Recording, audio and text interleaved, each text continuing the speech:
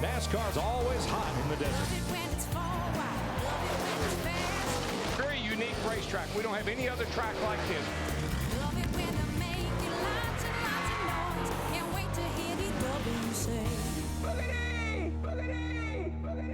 Let's go racing. The nighttime is the right time here. He is coming, man, I'm telling you. Let's go racing. Can Jimmie Johnson make it 4 in a row here in Phoenix? It's never easy to survive in the desert. When the sun does go down, no driver has been hotter in Phoenix than Jimmie Johnson. NASCAR on Fox welcomes you to the 8th race of the season, the Subway Fresh Fit 500 from Phoenix International Raceway. Dale Earnhardt Jr.'s won here a couple of times, looking for that first win of the year. Jeff Gordon, the points leader, winning with the family plan. Who will pull into victory lane tonight? Temperature right now in the 80s, but things will cool off by the time we name the winner. And we welcome you to the Hollywood Hotel and Oasis with Darrell Waltrip, Jeff Hammond, Chris Myers. Hope you had a nice Easter and holiday break, but we're back racing at first night race of the year. These boys love the nighttime, and it's going to be an exciting race to watch. Hey, sometimes the nighttime's the right time, but sometimes it's wrong.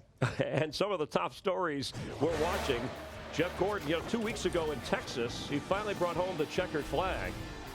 The trip to victory lane, his first ever in the Lone Star State. First time he had won anywhere since October of 2007. Jimmie Johnson going for 4 straight wins in Phoenix. He's won the last 3 at this racetrack. And a couple of years ago, the number 8 car, the most popular car on the track. Now it's off the track. Last week, Earnhardt Ganassi Racing announced they will shut down Eric Almirola's ride due to sponsorship problems. And Carl Edwards, he thought he was going to win in Texas. A bad pit stop, finished 10th. During the week, the 99 team replaced the front tire changer. Carl tries to win the Subway Fresh Fit 500 in his Subway 4. How about the pit crew problems? Is that enough to get Carl in victory lane? He's actually ahead of where he was last year in points at this time. Yeah, the points are not what's important right now. Getting this crew dialed in so these guys can make sure they get it right when it counts. And tonight is going to be one of those nights it's going to count. And Mark Martin is on the pole for the race. Yeah, tonight could be a history-making night. Mark Martin could become the oldest driver to win here at Phoenix. Joey Logano could become the youngest driver to win here at Phoenix. And, of course, Jeff Gordon continues to climb up the win ladder. So could be a historic night. Yeah, but you got to watch out when the sun goes down around here, because that's going to be the key thing, is whose crew chief can keep up with the changes and the driver can give them the right information. Yeah, Jimmie and Jeff were 1-2 last time. Since 2001, Jeff Gordon has won back-to-back races 8 times. He's going to try for the repeat. Now, at age 37, he became the oldest winner so far this year when he won in Texas, deep in the heart of Texas. Welcome to Texas. If you're not afraid to go fast, you can pull off a win here today. Jeff just gets off the corner so good. Great motivation from driver to crew. He finally wins in Texas. You guys got me a win in Texas. I love you. Woo! And Jeff Gordon joining us from down on the track, the points leader. Jeff, thanks for being with us. Hey, the 2 things that have stood in your way for that 5th championship really have been DNFs and Jimmie Johnson. Can you clear those hurdles? Well, we certainly hope so. We had a really good car yesterday in practice. The DuPont Chevrolet has been really strong all year long everywhere we've gone. But I will say, our short track program has not been up to par quite with our super speedway or intermediate track. So I'm certainly anxious. We qualified really well. Got great track position, great pit stall. Our pit crew was so amazing at Texas. And, I think it's just the total team effort, the communication, everything that this team is doing so well right now. It just gives us all the confidence that no matter how practice goes, every weekend we feel like we got a shot at winning. Hey, Jeff, it's a DW. Listen, win tonight. Okay, you're good for that, right? I hope so. All right, and then win next week at Talladega in the Pepsi Challenger and tie me and Bobby Allison for 3rd on the all-time win list. What do you think about that? You know what? You just sent chills up my spine, DW. That would be so cool. I'm so excited about racing the Pepsi Challenger Chevrolet next week at Talladega and doing the throwback paint scheme that you used to run. So that's a lot to do, but we're certainly going to give it our best shot. All right. Jeff, I just got to make a comment. That anybody told you look good in a cowboy hat? Huh? I mean, I thought you really looked good in victory lane there. But, you talk about the pressures. How about the pressure right now that's off your crew chief, Steve Letarte? I mean, it seemed like you guys have really hitting on all 8, and that last week win had to be just as sweet for him as it was for you. It was huge. It was huge for Steve. There's just something special, especially for Steve, to be able to win at someplace that this team had never won at before. You know, it's just a real notch in their belt and a confidence booster. Momentum, obviously, for the team, but it really was huge for Steve, and I'm so proud of him. And really, all the work that he's done over those last 10 races last season and over this offseason, working with the engineers, you know, working with everybody at Hendrick Motorsports to get this team back, you know, to victory lane and in championship caliber form. And he's been proving it every week. So it was great to you know, get that vindication by actually proving that you can win. And Jeff, starting from row 2 tonight, good luck and have a good one. We'll talk to you later. I hope so. Thank you very much. Good luck, buddy. Here's what's around the turn. Kevin Harvick concerned about his carbon footprint. The Pennzoil team showing us how to go green. Clint Bowyer took part in a different kind of race. His kart was a little loose. His team wound up victorious. Jimmy Johnson wants 4 cup titles in a row. Tonight he would settle for 4 wins in Phoenix consecutively. And since our last Sprint Cup race, rookie Joey Logano won a nationwide race. Can he win in Cup? Find out what the guys think in Gas and Go. And the Desert Heat won't keep Digger down. Don't go to sleep. On NASCAR on Fox, we're counting you down to the race. The Subway Fresh Fit 500 on Fox is sponsored by Claritin Allergy Products. Live Claritin Clear. By Pennzoil Platinum Full Synthetic, our ultimate clean, your ultimate feeling. And by Subway, home of the famous $5 footlong. Subway, race hard, eat fresh. And as we get ready for the race, speaking of Subway, just down the road, a spokesman for Subway, Michael Strahan, Super Bowl 42, one of the best games played, with the most watched Super Bowls, and the champ from the Giants. They beat those I like that dance, baby. in the Hollywood Hotel. Hey, welcome. What are you doing here? What are you hanging out for the race? I'm hanging out for the race, man. I'm here to welcome all the fans. I'm here to welcome you guys to the Subway Fresh Fit 500. And I'm here to eat my chicken teriyaki right here on set in front of America. It's good stuff. What nice guy. He brought everybody. What'd you bring? Daryl has the what? I got the Sub Club. All right. Looks more like a turkey. And meatball. Meatball for the meathead. Meatball for the meathead. That's right. Meatball. Hey, baby, that's And it's the perfect fit. You have the spicy Italian. Spicy Italian. That's good. All right, now we know about the speed of the game. In fact, you're in such good shape. You could line up and jump off sides again, just like your playing days. Oh, hey, we kid. Now, what about the speed? And I was going to say that this is a better looking cast than what I sit with. I'll agree with that. I take that back. All right, the speed of the game you played. What about the speed of the racetrack? What do you enjoy about it? Just that. The speed of it. The speed and everything that they do. From changing tires to filling up a car to just the way they go around the track and mile after mile for these guys to be able to do what they do is amazing. And also the teamwork. I can get you a ride tonight, I'm pretty sure. A ride way back to the hotel. So who's going to win the race? The Subway Fresh Fit 500. You know what? I'm here as Carl Edwards' sidekick. Okay. So as Carl Edwards' sidekick, Carl Edwards needs to win this race. He's your man. He's my man. He's your man. All right, and Steve Burns is with him. All right, thank you, Chris and Michael. No pressure. You're driving the Subway car in the Subway race. Bunch of top 10 finishes. Can you make the sponsors and the fans proud, Carl? No pressure. Yeah, no pressure at all. No, I hope we can. And if things start going down, I've got my sidekick, Michael Strahan. He's with me. And let's be clear, he is my sidekick. Even though he said it's not cool to have a sidekick that's bigger than you, I'm going to go with it. And hopefully we can get Subway a victory today. And it'd be a great way to get the first victory of the season, that's for sure. All right, good luck, Carl. Thanks. Thanks, Steve, Carl, and Michael Strahan, and all this food talk making Clint Bowyer a bit hungry. On Thursday, the driver of the 33 car appeared at a local supermarket and drove a lucky contest winner for 1 minute and 33 seconds to gather as many groceries as possible. Check it out. We're going to go and shop till we drop, and hopefully I can keep up with it.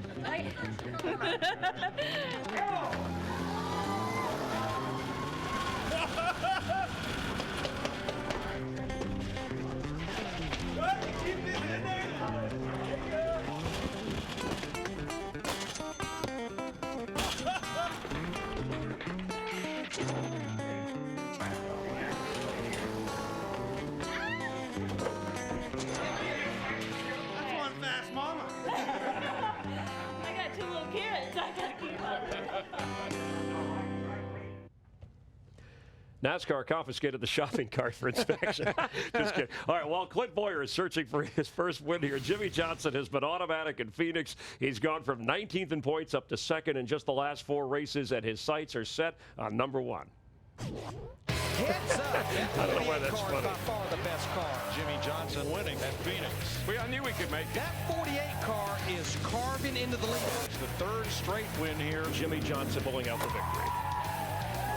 Well, there has certainly been no drought in the desert for this guy. Jimmy Johnson going for a 4-pack at this track. So give me the one reason you will win today and one reason you may not.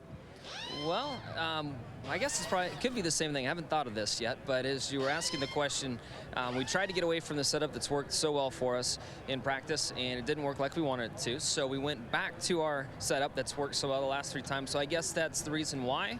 And then if technology has changed and it's not going to work, that would be the reason why we would not. All right, great information. Jimmy Johnson has won 4 straight before. He did it at Lowe's, trying to do it in Phoenix today. Thanks, Krista. Darryl, you won 7 in a row at the same track in Bristol. So does that build with the drivers or more pressure? Does he block it out? Yeah, you know what you do when the season starts? You start looking at places where you know you can win, and you check those off. And this is one of those places. He has Martinsville figured out. He's got Lowe's figured out. And now they've got this place figured out. Once they get a hold of something, they don't let go of it. Yeah, they don't all let go of it. And the good, cool thing about it is he's still got Chad Canal making all the adjustments, folks. That's the key thing right there. And that man knows how to make the right adjustments, DW. He's got the magic. Does he get it? Magic wand. 4 in a row, yes or no, in this race? Yeah, I think he will. I think he's going to be tough. Somebody's going to have to show me that they can beat him. But his teammate, Mark Martin, could be the guy that could get him. All right, they got to catch up to him. Time for the Fox News Watch, and Richard Petty Motorsports picked up the option on the driver of the 44 car. That's A.J. Allmendinger. They want to make sure that he will be with their team through at least 2010. This past week at the Barrett-Jackson auction, Jimmy Johnson's 48 car from 2006 went for $200,000. Rick Hendrick on hand with Mike Joy. The money will benefit Levine Children's Hospital in Charlotte. A new GPS system featuring Dale Earnhardt Jr. in his 88 car. Jr. literally tells you where to go. In 1/10 of a mile. Hang a left. And hopefully it'll help Junior find a victory lane, and he'll tell me where to go. All right, exactly. time for gas and go. I couldn't pass that up, and you would have said it if I didn't. Okay. No one knows the content. These have been protected by the U.S. Navy SEALs, who did a great job this past week. Proud of what they are. You're on the clock, Darryl. Does last week's Nationwide Series win help Joey Logano at all in the Cup race? I don't really think it makes a lot of difference. I know everybody says confidence is confidence to win, but these cars are so different. I mean, last night he ran great. Let's see how he does tonight. Yeah, it hasn't been better than 30th in the last 4 races. All right, Jeff, 3 out of our top 6 have not won this year. So who in that group in points gets to victory lane first? We got Stewart, we got Hamlin, we got Boyer. I like the battle you're kind of setting up right there as far as this is concerned, but I think you got to look at the guys on the pole right now. Mark Martin, and you talk about Tony Stewart. They're going to be factors tonight. Do not overlook either one of those guys. That wasn't one of the guys, though. I don't care. I like Mark Martin. All right, well, he's going to stay with that. Okay. I'll go to you then. I'll go to contestant number 2. Tony Stewart, he calls us one of his favorite tracks. If somebody in that group, Boyer, Stewart, or Hamlin, who does the best? Oh, I'd take Stewart. Okay. There's no question about it. He is moving in the new. right That direction. team's doing a great job. I take Stewart. All right, thanks for playing. Darryl, Juan Pablo Montoya, 16 points out of 12th place. What's making him very competitive this season because some of the other drivers in that group not as good? It's pretty obvious. The switch from Dodge to Chevrolet, when they got the Earnhardt-Ganassi merger put together, it helped Juan Montoya more than it did anybody else. They got power, they got grunt under the hood now, and he's taking advantage of it. You just think about it like this. When last year he always ran the top groove, now he can go to the bottom of the racetrack and make it run up off the corner. Definitely got better power. Yeah, Truex Jr. struggling in that same group. All right, Jeff, this Not week's... for long. He'll make a better deal. Okay. All right, and I know you like Mark Martin. We'll come back. All right, ask.com, the Gas and Go viewer submitted question from Jamie Joyce from South Bend, Indiana, Fighting Irish home. What's the blue flag with the yellow stripe? It's to let the drivers that they're coming up on someone, to let them know the faster drivers behind us move over and let them know that somebody's back there faster. Right, Darryl? You never had to worry about that. I never saw that one. I thought it was Switzerland surrendering. But all right, Darryl, 4 of the next 5 events are night races, including tonight. At least the winner ends up at nighttime, right? So is there a driver who has an advantage with these kinds of conditions, or a team? I don't think it makes any difference. You know, daylight or dark, I don't think it makes any difference. The way these tracks are lit, you don't know the difference out there on the track. I just think right now you got to keep an eye on Jimmy Johnson every week.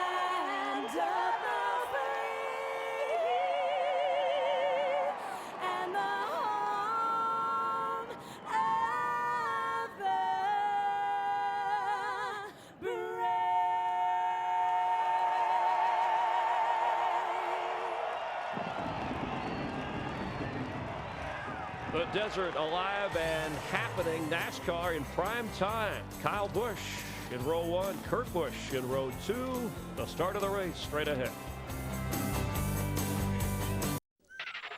The Subway Fresh Fit 500 on Fox is sponsored by Subway, home of the famous $5 footlong. Subway, race hard, eat fresh. Clint Boyer's coming. Yeah, on fire. The man from Kansas. New sheriff in town, boys. Checking the points, this the 8th race of the NASCAR season. 162-point lead Jeff has over his teammate Jimmy Johnson. You see Clint Boyer in that 4 spot.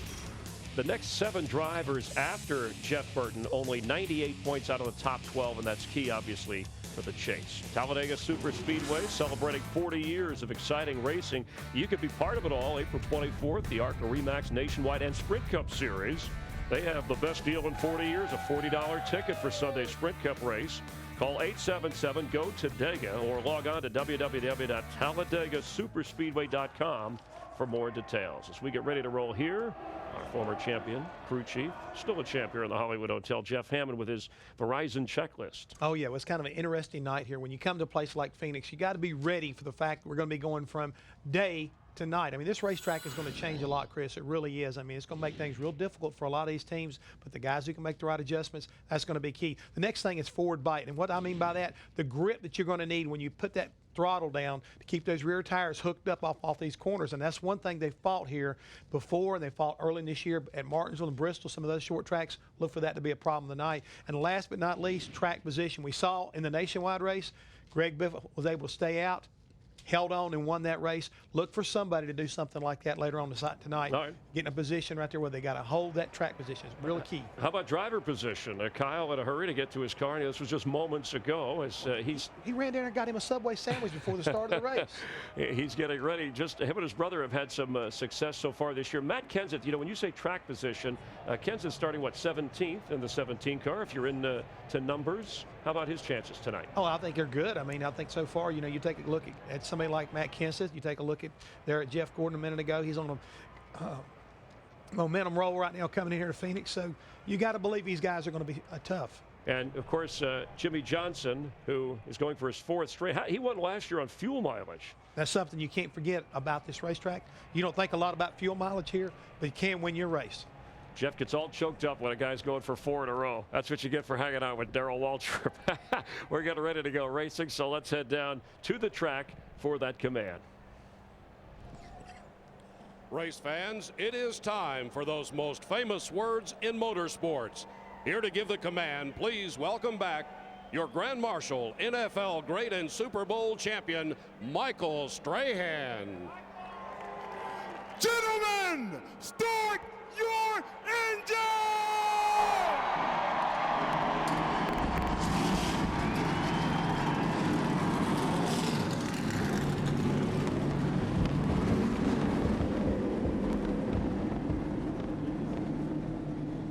Strahan's excited. First night race of the season. Carl Edwards hoping to do a backflip. Junior wants victory lane. NASCAR on Fox straight ahead. The Subway Fresh Fit 500 on Fox is sponsored by Subway, home of the famous $5 footlong. Subway, race hard, eat fresh.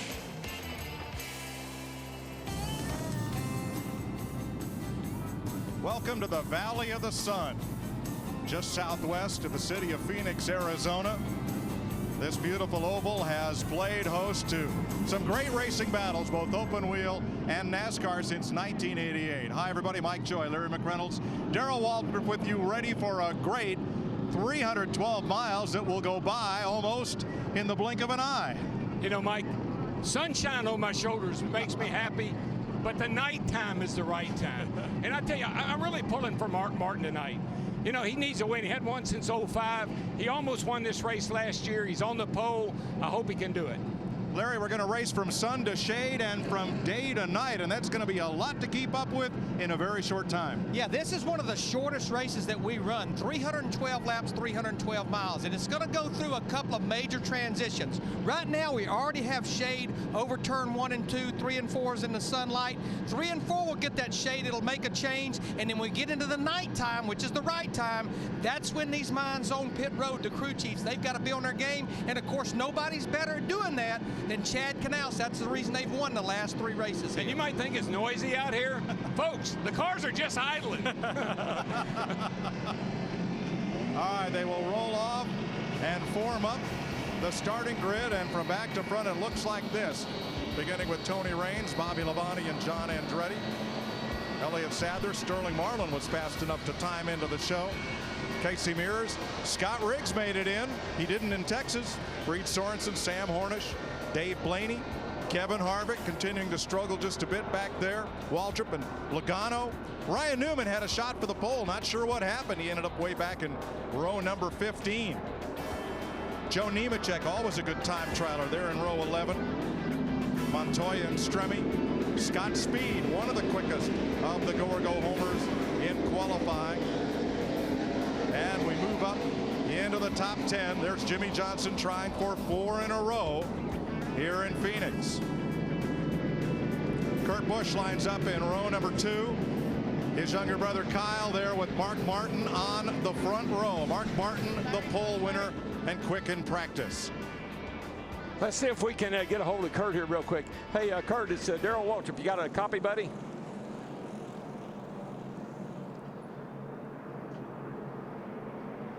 Hey, DW, or Kurt, it's DW. You got a copy, buddy? Hey, DW dude, what's up? That's the question, my man. How's that car running tonight? Is that engine out of the hood going to pull you up out of these corners and win this thing?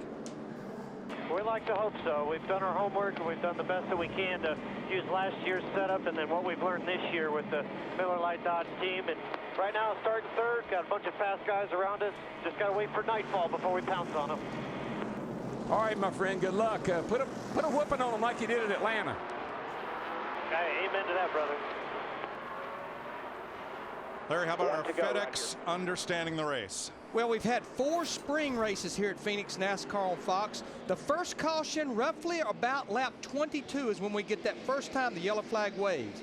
The longest green flag run, about 77 laps average, and that's right at a fuel run. 2008, we had 79 laps at the end, and the last caution around lap 244. Only once in those 4 races have we had a caution with less than 70 laps to go in 2007. Ready to race in the desert. Make it a great race day with a perfect balance of flavor and refreshment. Budweiser, the great American lager.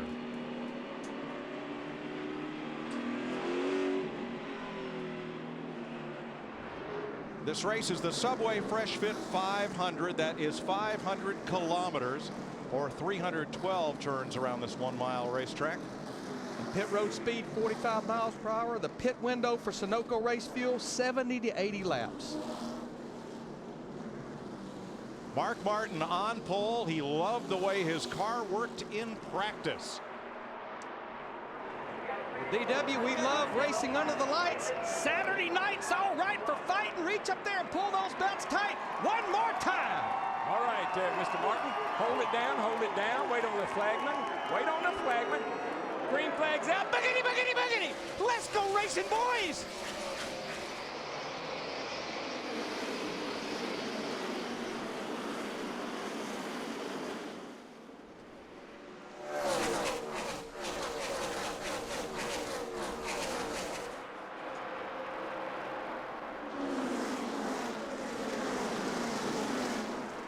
Look at the run that Kyle Busch and that 18 car is getting on the high side, but it looks like Mark Martin will lead lap 1.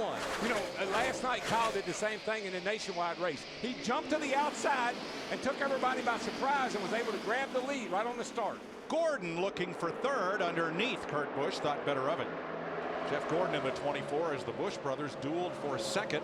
Right behind them, side by side for 5th. Here comes Stewart on the inside. That little bit of smoke we saw in turn 1 out of the 18 car, that's just a little brake lockup. Brakes are a little cold. They'll be fine. No problem. You know, I think so much has been said about Hendrick Motorsports, but I think Darrell said this in the pre-race. That's a guy to watch, I think, tonight is Tony Stewart, that 14 car. He's just getting better and better every week. He's getting more and more comfortable. It wouldn't surprise me to see him win tonight. Even next week at Talladega, I think he's going to be strong. And I don't think anyone here has more laps on this racetrack in more different types of race cars than Tony Stewart. Biffle and Earnhardt battling for 14th. Biffle, a winner last night here in the Nationwide race. He had an awesome car last night, Mike. Biffle did. And, man, he was able to hold guys off even when he had old tires and they had new ones. I tell you what, watching and listening to Dale Earnhardt Jr. yesterday in final practice, he seemed about as happy as he has been with his car in a long time in a final practice session. Well, Larry, I think when you come to a track where you know you can run good, that you like, having a good attitude has a lot to do with how you run, and he's got a good attitude this week. Juan Pablo Montoya on the outside of Casey Kane and the 17 of Matt Kenseth. That battle is for 17th. You're just going to see that outside line when you get off a 2 over there and you're up high. You just get a lot of speed off the corner and you shut the door on the guy on the bottom. It's a shorter route around the bottom, but it's faster around the top. Look at that glare. Well, the drivers are seeing it just as you are from the onboard camera. We talked about the crew chiefs having to make changes to the race car. These drivers will have to make changes. Some of them are wearing sunglasses. Some have a lot of tape on the windshield. You can almost see it on the inside of the windshield of the 42 car Montoya's. Jimmy Johnson was saying you've got to find a place down on the wall to get you a mark so that you know where you are getting into that corner before you're braking and entering that turn. And he didn't say put a mark on the wall. He said find a place on the wall. Racing for 17th position here as Mark Martin has led every lap. The tire rub on Dale Jr. on the left front of his Chevy. And that may have been from that tight racing with Greg Biffle in the 16 car. He's now pulled in front of Greg Biffle in the 16. That's put Dale Earnhardt Jr. in the 14th spot.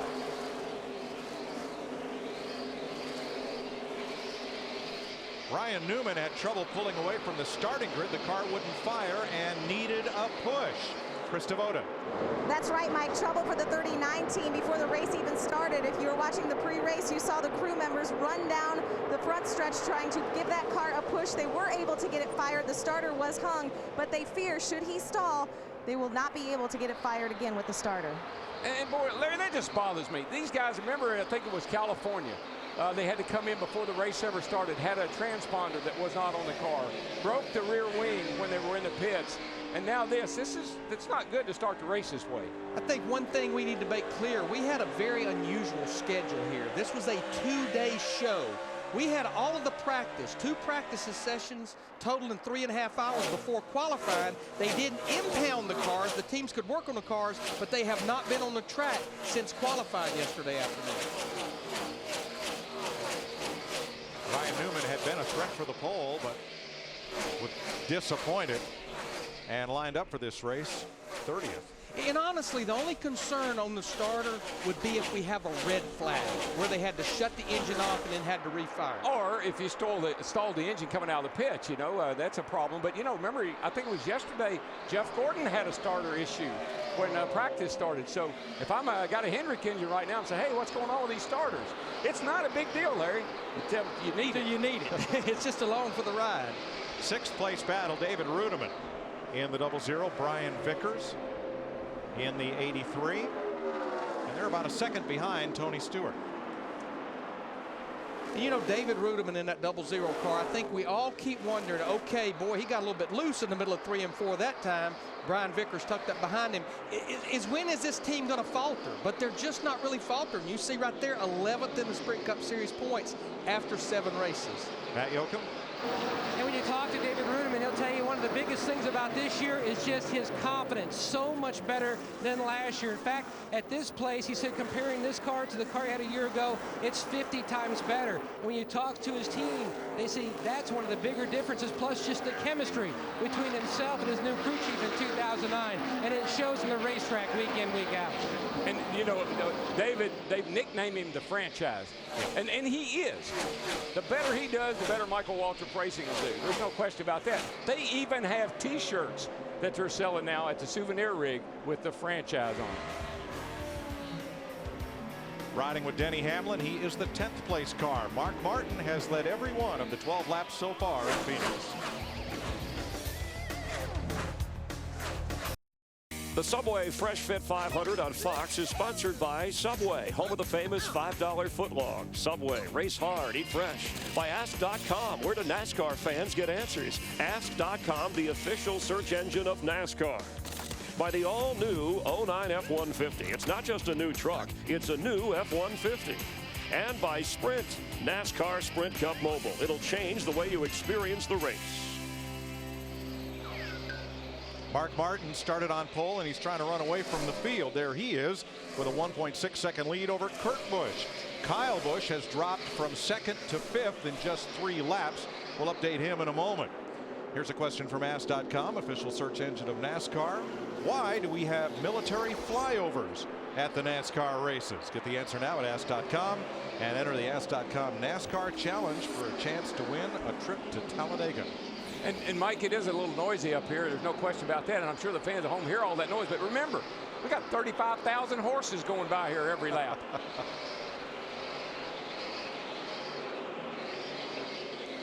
Bobby Labonte right now running in the 36th position, only about 9 or 10 seconds in front of leader Mark Martin. Darrell, look at this lead that Mark Martin has built up over Kurt Busch, now at about 1.7 seconds. But I've been watching this 2-car of Kurt Busch. He's making his 300th career start here tonight. Since he cleared his brother Kyle, he's actually been just a little quicker than Mark Martin. And a couple of cars behind him that are pretty darn quick too is the 12 and the 24. They're all pretty close together, but the 12 and the 24 look like they got it going on too.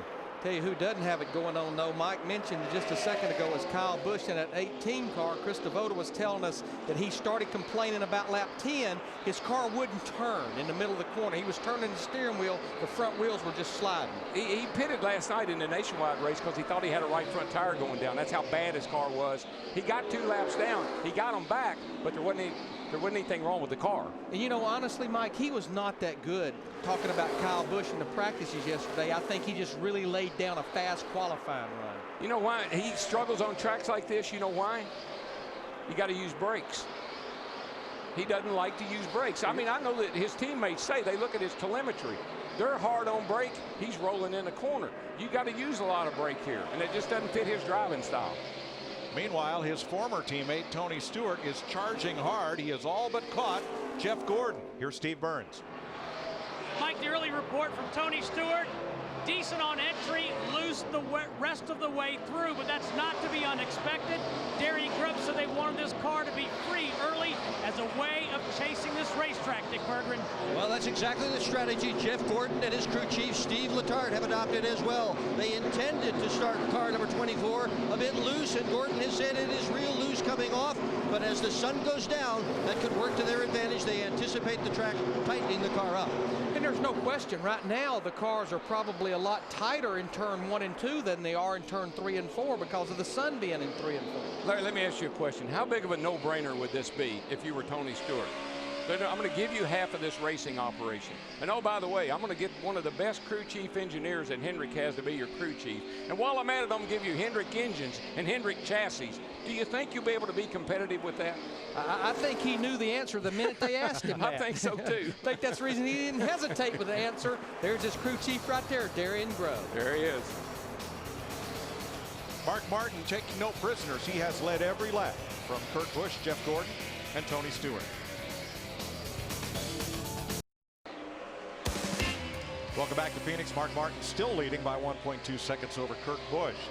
The number 11 FedEx Office Toyota sporting a special paint scheme tonight in support of the March of Dimes and the annual March for Babies walks. Additionally, Denny Hamlin wearing a special helmet designed by 11-year-old Sonny Van Buskirk of Windsor Locks, Connecticut. Though Sonny's birth weight was just 3 pounds, March of Dimes research has resulted in him leading a healthy life. To participating in helping babies be born healthy, visit marchforbabies.org or FedExRacing.com. And you know, Mike, normally we talk about the tear-offs on the outside of the windshield that the crews pull off. I noticed Denny Hamlin from his end car there, he has a tear-off piece of tape. You can see it flopping around up here, right here. That's to get that off when the sun goes down, so he can reach up and tear a piece off himself.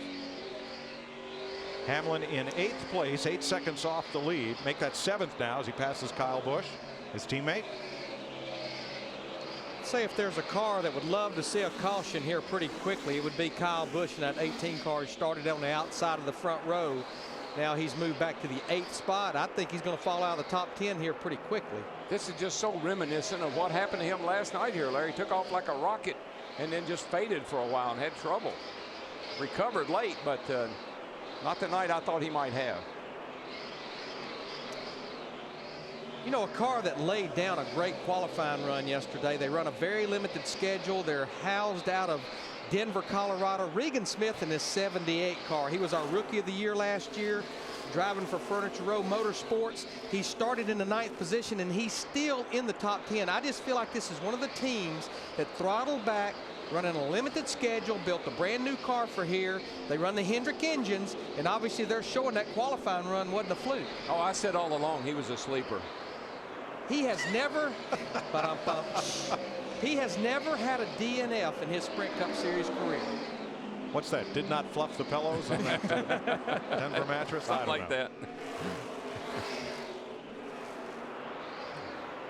Not a good day so far for 3/4 of Richard Childress Racing, including Clint Boyer. He's only lost 2 positions on the racetrack, but Matt, he really seems to be fighting that race car. You beat him through the center there, but he gets that. And you can hear Mike Dillon, his spotter, trying to tell Clint what some other drivers who are showing a lot faster time on the racetrack, the different lines they're using. The biggest complaint he has, the car just so free. And then he added to his crew chief, Shane Wilson, I think we also have a warped brake rotor, so issues early on for the man 4th in points. That's what you're talking about right there, Mike. If you see Kevin Harvick and Casey Mears, in fact, they're not that far out in front of leader Mark Martin as we've been caution-free for 38 laps. And it's easy to warp a rotor here. You go down this fairly long front straightaway, the brakes cool down quite a bit. And when you slam them on and build heat in that rotor real fast, sometimes it will warp it.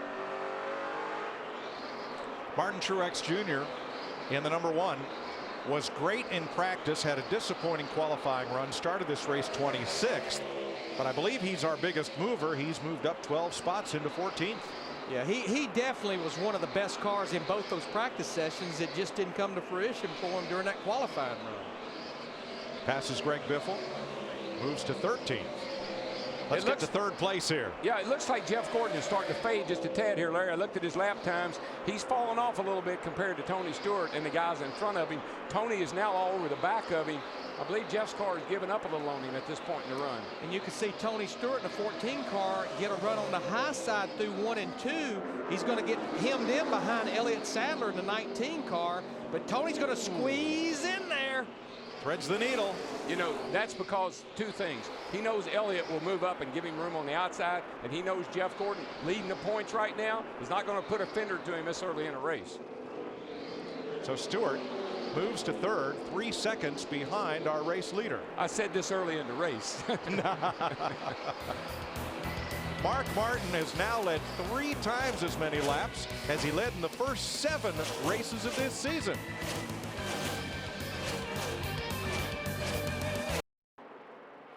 The Subway Fresh Fit 500 on Fox is sponsored by Budweiser. Reach for the perfect balance of flavor and refreshment. Budweiser, the great American lager.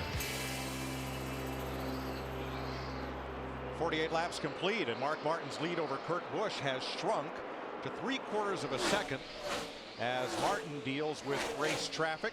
He's got to open up that hole in traffic, and Kurt Busch is able to close in just a bit. Let's update our rookies. There are 3 drivers entered for Ray Bestis Rookie of the Year, including Max Pappas, but only 2 running the full schedule. Right now, Scott Speed running in 29th. 1 position behind him is the other full-time rookie candidate, Joey Logano. And today in the Home Depot rookie file, Joey tells us about some of the cool things he's done for Home Depot so far. I think the commercial is the coolest thing I did with the Home Depot right now. You know, it's so cool, you know, I mean, it's different. You know, you got a ton of people, there's probably 40 people there to film a 30-second to a minute commercial. And it takes 2 days. They had a car up on the rack, they had the whole deal. It was fun, it was different. I'm not an actor, so, but I felt like I got better by the end. He's hoping to get better by the end of this race. Now, he won a nationwide race a week ago.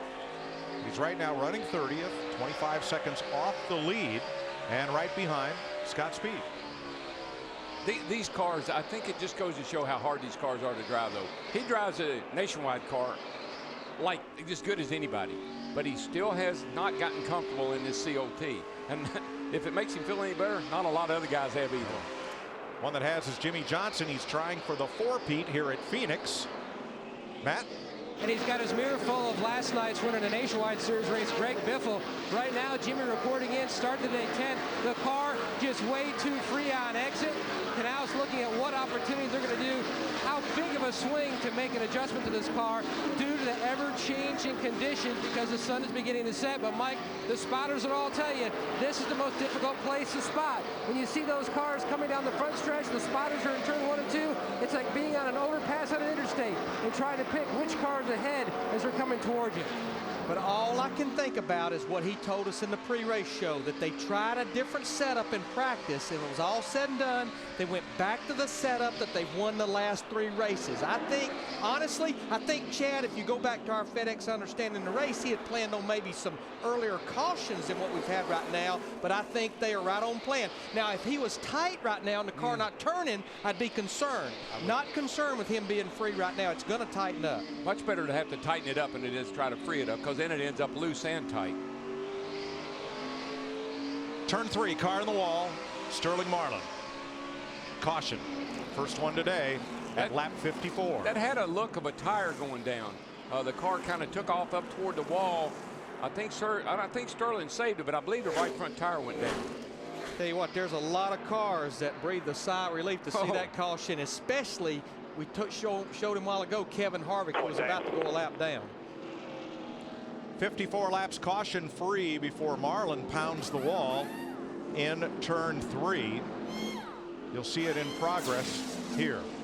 I think he does a really good job. I mean, he just barely kisses it right there. Yeah, you saw all those sparks, Gerald. That was down on the rim before it ever got to the wall. Right, and I think it's minimum damage for this car.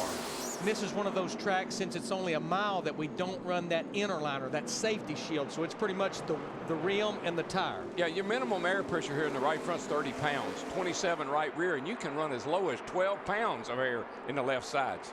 It's a long looping pit road here in Phoenix, and it's open for business. Steve Burns. Mike, the update from Tony Stewart is I've gotten loose off. Help me there. They're going to make a track bar adjustment, a wedge adjustment, and air pressure adjustment on the 14, Matt. Hitting before the curve is a 2 of Kurt Busch. He says the car is tight, but yet it's still too free on exit. Air pressure change for the Blue Deuce. Dick Berggren. Mark Martin has led this entire race. He brings the car to the attention of his crew, but he has told the crew the changes he wants in the car. Many drivers just describe the behavior and leave the adjustments up to the engineers and the crew chief. Not Mark. He's called his own changes. Right behind him is the 24 of Jeff Gordon. The car is so loose, Gordon said he couldn't even use the brakes going into the corner, so they've adjusted for that. So Mark Martin continues to lead every lap so far. A bit of a fuel spill there at Jimmy Johnson's pit. And you know, Mike, all it takes is for a little bit of fuel to be spilled and a hot lug nut get in that fuel, and you'll have a little pit fire right there. Well, you saw Greg Biffle, 16 car, and Greg Irwin. Looks like they picked up 6 positions. Larry says, little pit fire. That's only because we're up here. John Madden announced his retirement this week. He means so much to Fox and so much to the viewers of not just football, but John didn't change the way the game is played, but he changed the way all of us enjoy all televised sports today. Long before there was Fox Sports, we had only one sport, NFL football, and John was our coach, our colleague, and our friend.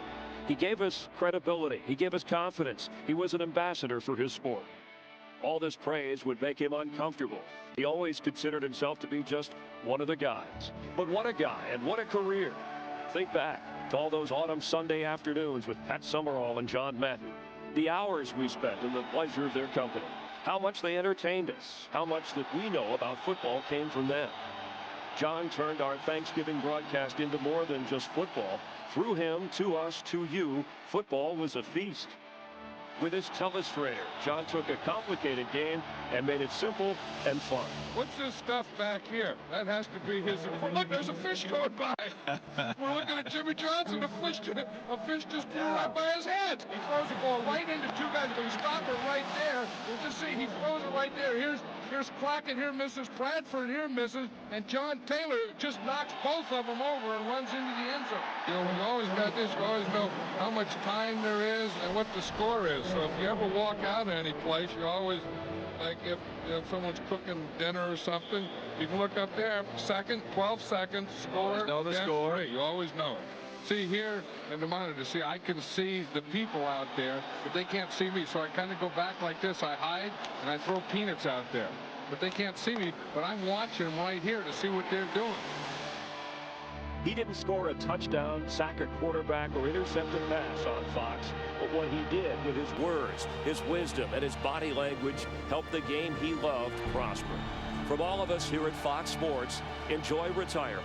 You've certainly earned it. You know, Mike, I watch John week in and week out, and quite honestly, I try to emulate him in a lot of ways. He was a friend of ours, a friend of mine. He gave me some of the best advice he could ever give somebody. He said, DW, be yourself and stick to what you know.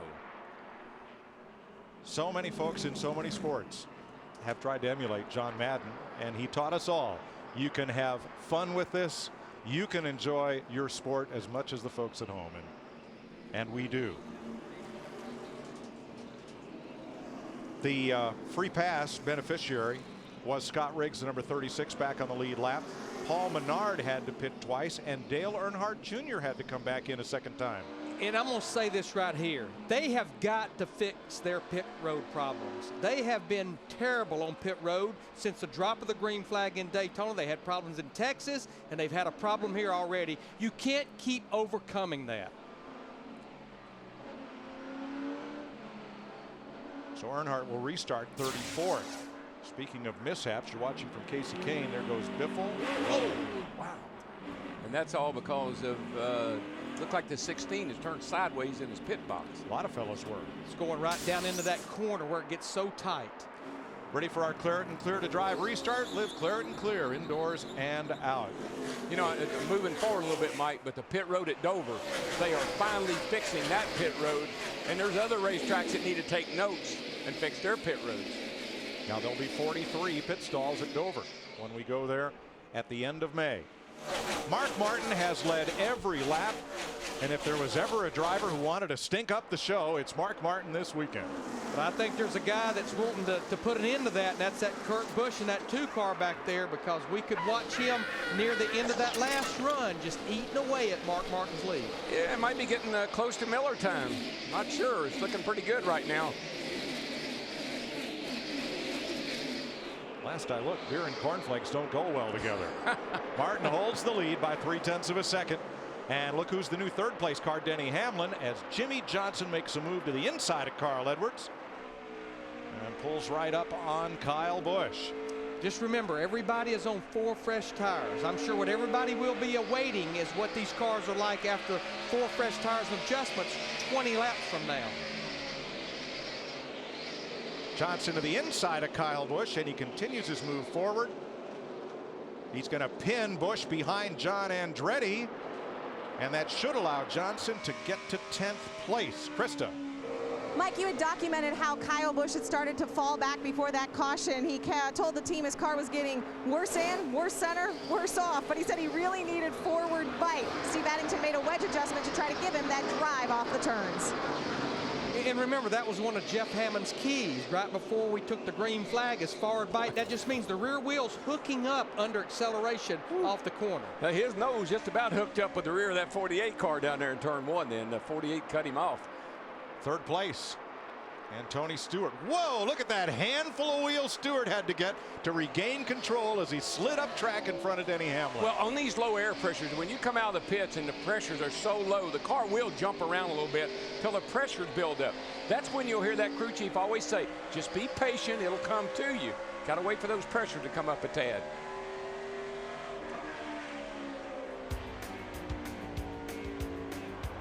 .62 laps complete. Mark Martin has led them all. How long can he stay out front?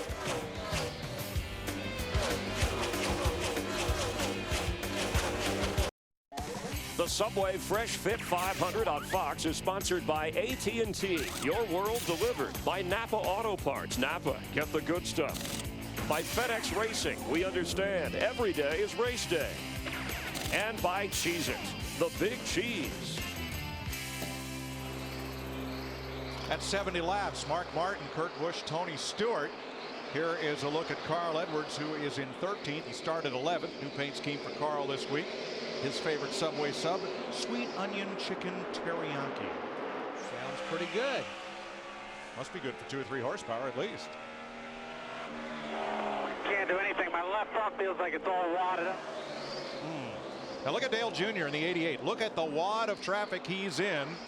All because they had to make a second stop under this first caution period.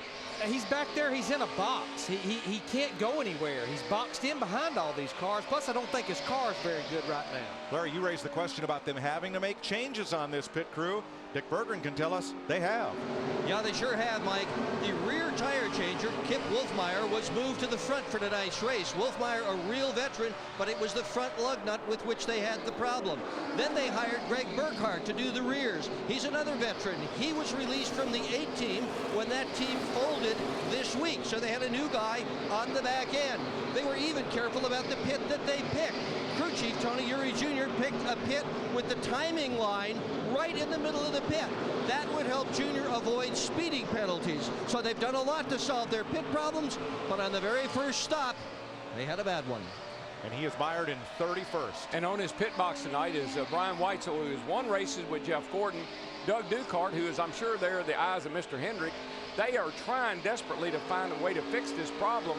It seems like, I tell you, if you keep changing people around, you work as a team. And it's going to take some time. You can't keep changing things every week.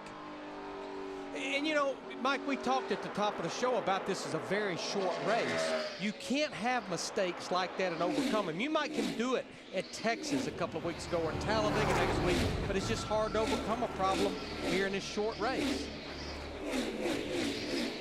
Now, not only Dale Jr.'s team making changes, we all saw the problems that Carl Edwards had in the last race, coming into the pits leading on the final stop, having a lug nut problem, falling deep in the field and not having a chance to contend. So, Krista, what has Roush Fenway Racing done to mix things up this race?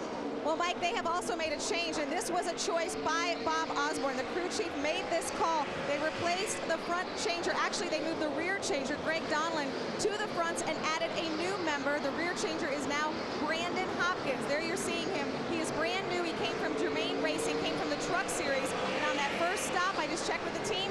They said he did great. So his debut so far is doing well. That's our new crew member on the 99. But you know what? It's you come from the Truck Series, you come from the Nationwide Series, you come all over these places. But when you get to this level, they don't give you, it's like driving these cars. They don't give you a chance to get better. You better be good when you get here, and you better do it right the first time. That's right. You're in the show now. That's it. I mean, the competition on pit road is about as keen and as stiff as it is out on the racetrack. These guys are trying to change 4 tires and dump 18.5 to 19 gallons of Sunoco race fuel in 12.5 seconds. That's a tall order, and have it mistake-free. One caution so far, and let me go back and correct. Mark Martin has led every lap of this race but one. During the caution period, all the lead lap cars pitted the first time around, with the exception of Michael Waltrip. He stayed out on track to lead a lap, pick up 5 bonus points, and then made his pit stop. So Mark's led all the green flag laps, all but 1 lap overall. I tell you, Michael was about to go a lap down. That worked out real good for him. But a guy I'm watching a little bit is a 29 car. Really, really frustrated this whole weekend with his car.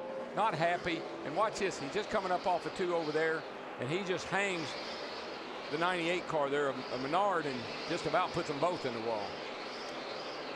And you know, Darrell, I just wonder if part of Kevin Harvick's frustration, they're not running very good. They were terrible at Texas a couple of weeks ago. And then you look at Kevin Harvick Incorporated with his truck and his Nationwide car, both of those operations are good right now. I'm on the same page with you, brother. 37 cars on the lead lap, 79 laps complete, 1 caution flag so far, and Mark Martin is still our leader.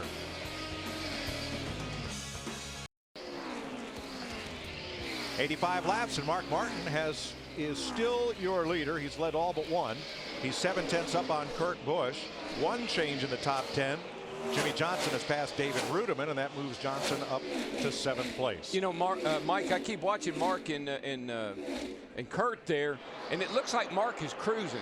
Not really driving all that hard, but you look back at that 2 car, it looks like he's wheeling it pretty hard trying to catch Mark. Dick Berggren, how about our leader? Well, Mark Martin has had a very interesting year, Mike. As you well know, he's been so fast in practice and race weekend after race weekend. He's now won 3 poles in the last 5 starts. But when they dropped the green flag, the car just hasn't been there until tonight. The most laps he had led in a race this year was 5. So before the start of the race, he and I had a little conversation, and I asked him if they had hit it tonight. And Mark said that he really didn't know, that he felt that the camp he was driving for, the Hendrick operation, had huge amounts of adjustments and setups and things that they could try, and he'd only tried a handful. And he thought that they'd been close before, but they hadn't really hit it. Guess what? They hit it tonight. And I can only think back to yesterday when we interviewed Mark after that final practice session. His big deal was making sure that he was telling Alan Gustafson, his crew chief, make sure you put this car exactly like we had it in practice to start that race. Kurt Busch running him down, may have brushed the wall right there. Midway down that back straightaway and into the kink. As Kurt tries to run down race leader Mark Martin. What do you say, boys? It's Saturday night. Let's wake up the neighbors. Crank it up.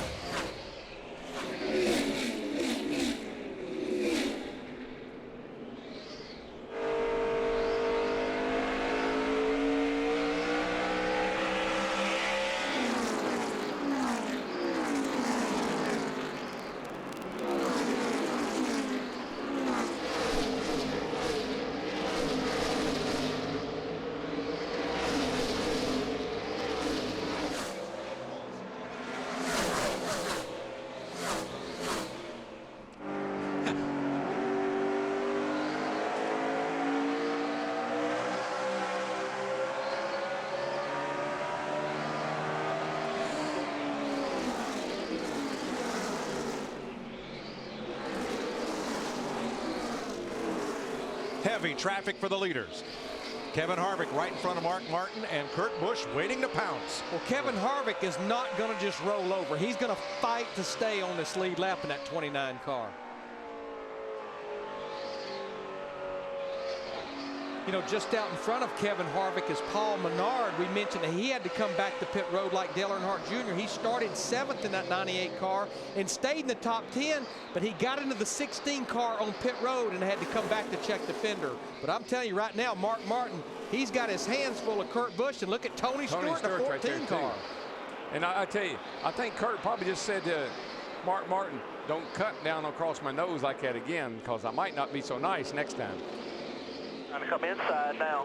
Well, coming up to lap Kevin Harvick, that's like kicking a hornet's nest, because Harvick has 6 wins here across the 3 top NASCAR series. You know, I thought, I'm sorry, go ahead. Go ahead. No, go.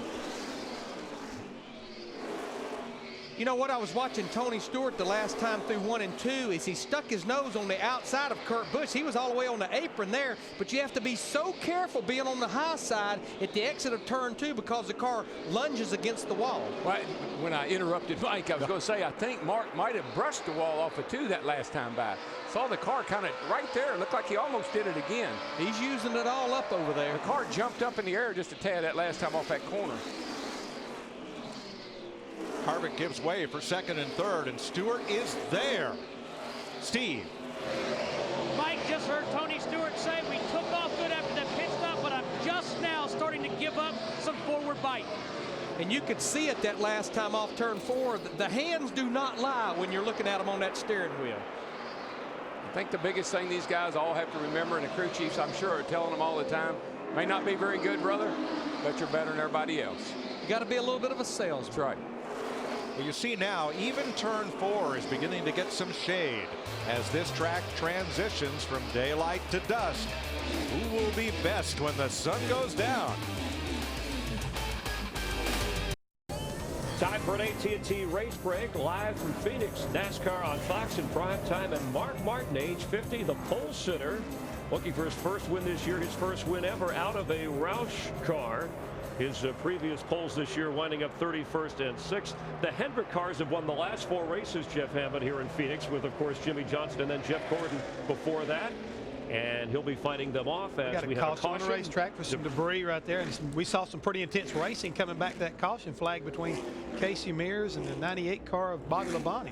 So we saw guys moving up like Martin Truex Jr. and Casey Kane. How does that enhance or hurt what they were doing this caution? Well, I think they've moved up quite well so far. Maybe having an opportunity to come back to pit road and make a little bit of adjustment may allow them to get a little bit better. And we've just been told also that Bobby Labonte is going to get the free pass because of that good effort right there before the caution came out, staying in front of the leader. And track position, that's actually Paul Menard getting the free pass. The track position so important here because this is such a, as Larry and Darrell have stressed, a short, quick race. The track position, you can't afford to lose like we saw Dale Earnhardt Jr. with that lug nut pit problem. Yeah, for those guys right now, they need to come down pit road and redeem themselves. And the same thing right now for everybody to see the leaders pull off on pit road right now. No mistakes now. Don't beat yourself. Mark Martin has led all but 1 lap. Let's check in with Steve Burns. Chris, Tony Stewart just told Darian Grubb, give me the same exact changes as last time. Just need some more of it. They're going to adjust that air pressure, also wedge, and also track bar, Matt. Kurt Busch running in the 2nd spot in the upper left.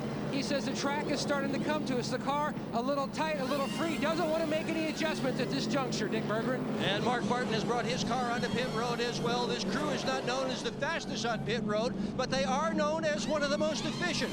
They just don't make any mistakes. Chris? Thanks very much, Dick. Steve, Matt? Well, the key thing right now is you keep hearing about these folks talking about the racetrack changing. These adjustments right now, Chris, this is a very short race. You've got to make the right adjustment. You've got to make a big enough adjustment so that you don't get caught behind. That's what's going to be important. But look at the pit road. I mean, the race off of pit road, the 2 car right now beat the 5 off of pit road. But look at the 16. We've been talking about Roush Fenway and how they've been performing on pit road so far. That 16 group, they have been on it. Tony Stewart losing 4 spots and about an hour and 20 to 25 minutes by the time the sun sets in that time frame from the time that they have begun. To vote for the AT&T Fastest Pit Crew of the Year award from your AT&T phone, text the car number for the pit crew you think will be the fastest and most valuable. The fan vote, along with Jeff's picks to determine the winning crew each week, counts for something. So your vote important to us. Vote each week for the AT&T Fastest Pit Crew of the Year award. And Bobby Labonte has recycled in front. Yeah, he stayed out right now, and he is now our lead car in the Ask.com car, riding behind the pace car. Well, that's a rejoin. Darrell, Larry, and Mike. So we're under the 2nd caution of the day, and if you don't think it's tight down on pit road, watch this race off pit road as Jeff Gordon pulls out. Count them across, 4 wide. And she's just barely wide enough for 4 cars. But I tell you, you see Greg Biffle in that 16 car come out there 3rd. Big attaboy to that group. They gained 6 spots on the first pit stop. They gained 3 spots then. And remember, that's one of the Roush Fenway cars. They had issues as well at Texas a couple of weeks ago. You know, Larry, you talk about pit road, though, and you got to remember something. There are more cars on pit road today than there ever have been before. I mean, what did we have come into pits that time? About 30-some cars. But look at all these pit signs. I mean, that's all up and down pit road, and you got cars all over the place. Finding your pit box, look at that. Here I am right here. Where? Right. I remember talking to Juan Pablo Montoya about this. He said, I see everybody's sign but mine. But that's a nightmare. How's a guy going to find his pit box unless you got to count him in? But that's what Dale Jr. said in Daytona. Gosh. See everybody's sign but my own. You're right, Darrell. It's now. There you go. Thumbs up. That's Carl Edwards' pit sign. All right. That target, of course, is Montoya's.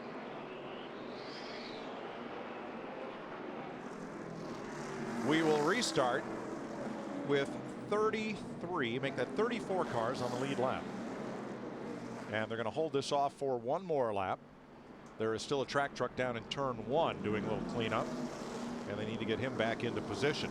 You will see that the track is now shaded except for turn 3. Everything else is in shade. Turn 1 and 2 since the start of the race, and turn 4 most recently. Here's today's Ford Drive 1 moment. The very first Phoenix Sprint Cup race was also the first career win for the engineer from Wisconsin that was the owner, driver, chief cook, and bottle washer, Alan Kulwicki's Xerox Ford. Took the lead for the final time with 16 laps to go as engine failure sidelined Ricky Rudd. Kulwicki won by 18 seconds over Terry Labonte and drove his victory lap the wrong way around the racetrack. His self-described Polish victory lap had been in the plans for a long time. Alan Kulwicki is missed. Want to win a Ford Fusion? Log on to WeRaceYouWin.com to see how. You know, Mike, we saw Sterling Marlin get into the wall earlier on that first caution. He's back out on the racetrack, but Joe Nemechek, Dave Blaney, and Tony Raines, they are in the garage area right now. Ready to go green. One more lap. And we'll restart this race. We've had just 2 caution flags, one for Marlin's accident at lap 55 and a debris caution at lap 103. Kurt Busch will be our leader.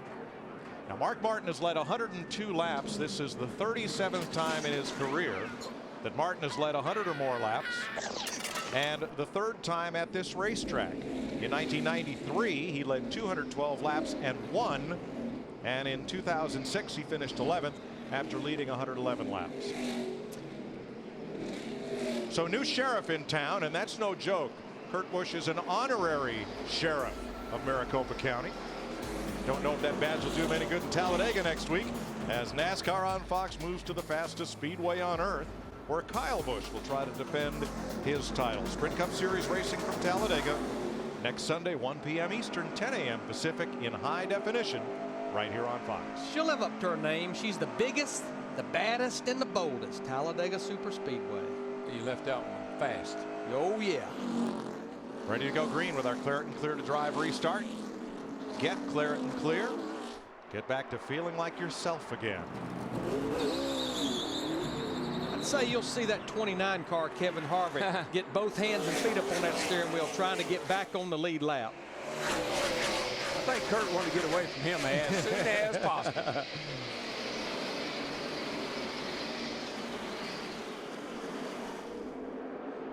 Well, we'll see if the theory holds true. The car out front, nobody can pass it. Mark Martin couldn't be passed. They had to pass him in the pits. Why is the pit so important? To take the lead of the race. Dale Earnhardt used to tell me it takes me about 12 seconds to pass him on pit road. It could take me about 12 or 30 laps to pass him on the racetrack.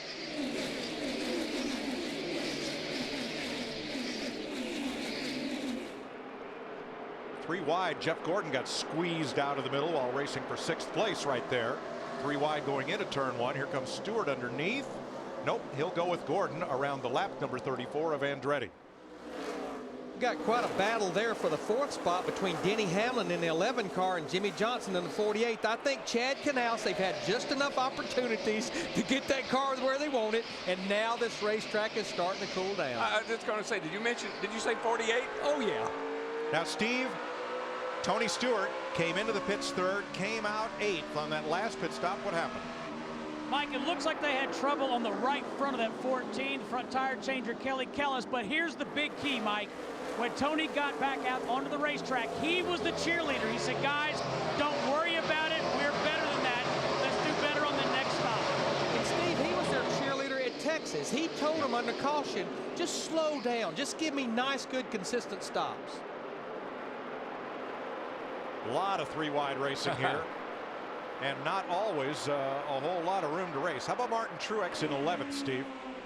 Mike, you guys said it earlier, not a good qualifying effort. He predicted he'd be in the top 10 by lap 50, and he was. They also had a little bit of a problem on pit road. He got into the back of David Rudiman's 00 car,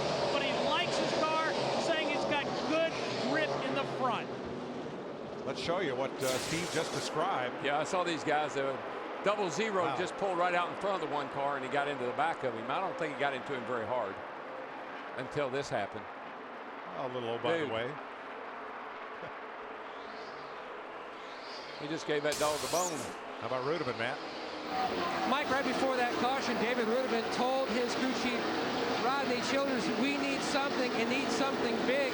He had just lost the nose of the race car. On that stop, they made a quarter turn of wedge. It just needs to roll through the better, but he says the car is free and exit, but whatever you do, don't touch that. I'm happy with it. Rudeman is 10th. And I think that backs up what we've been saying. You can't be tight right now. The car has got to turn because it's only going to get worse as this race cools down. And for whatever reason, I don't know if it's the tires, the car, or a combination of both, but these cars get looser when the sun goes down in a lot of cases.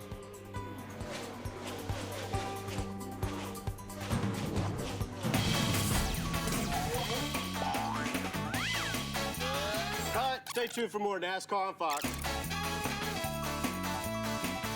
Subway Fresh Fit 500 is sponsored by Home Depot. More saving, more doing. That's the power of the Home Depot. By Pennzoil Platinum Full Synthetic, our ultimate clean, your ultimate feeling. By Sprint, NASCAR Sprint Cup Mobile. It'll change the way you experience the race. And by State Farm, where great coverage meets great rates.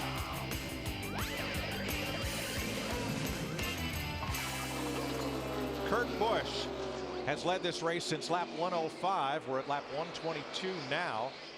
He's got a second up on Mark Martin. Greg Biffle is the third place car. Jimmy Johnson, Denny Hamlin. All four makes represented in the top 5. Now, about 3 laps ago, Dale Earnhardt Jr. running toward the back of the pack made a wild slide in turn number 2, and everybody went by. Mike, this car is evil.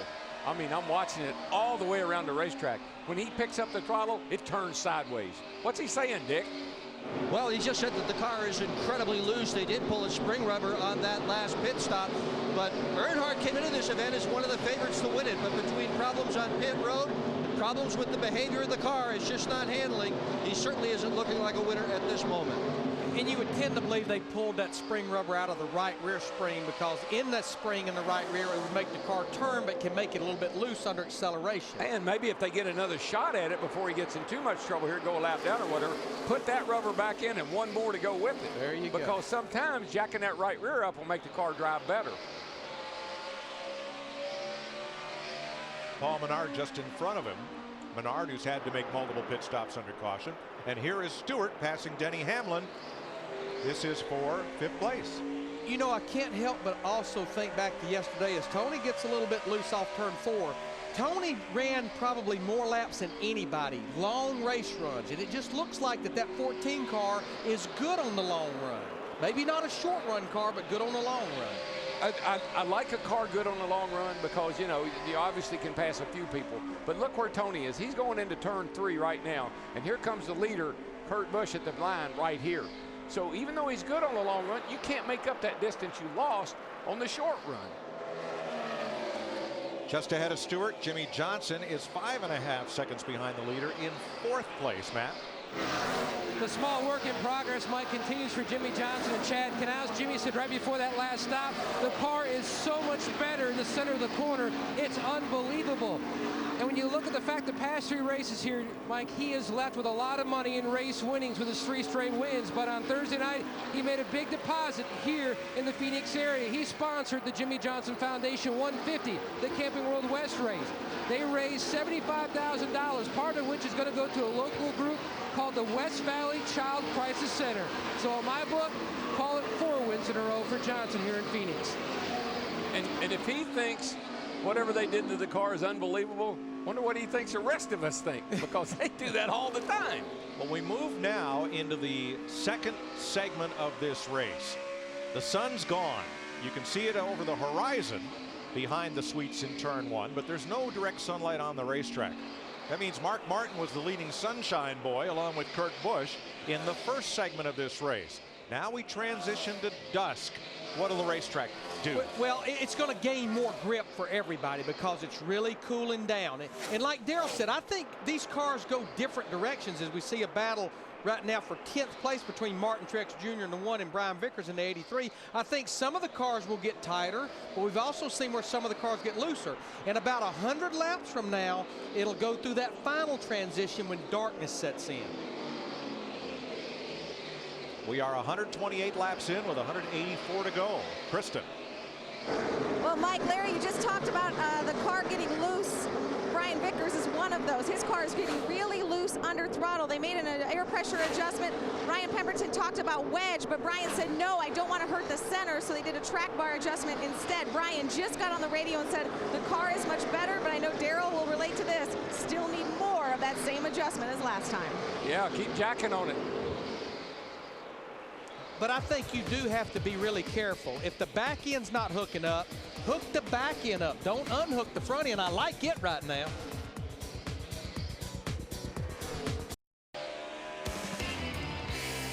Kurt Busch has now led 31 laps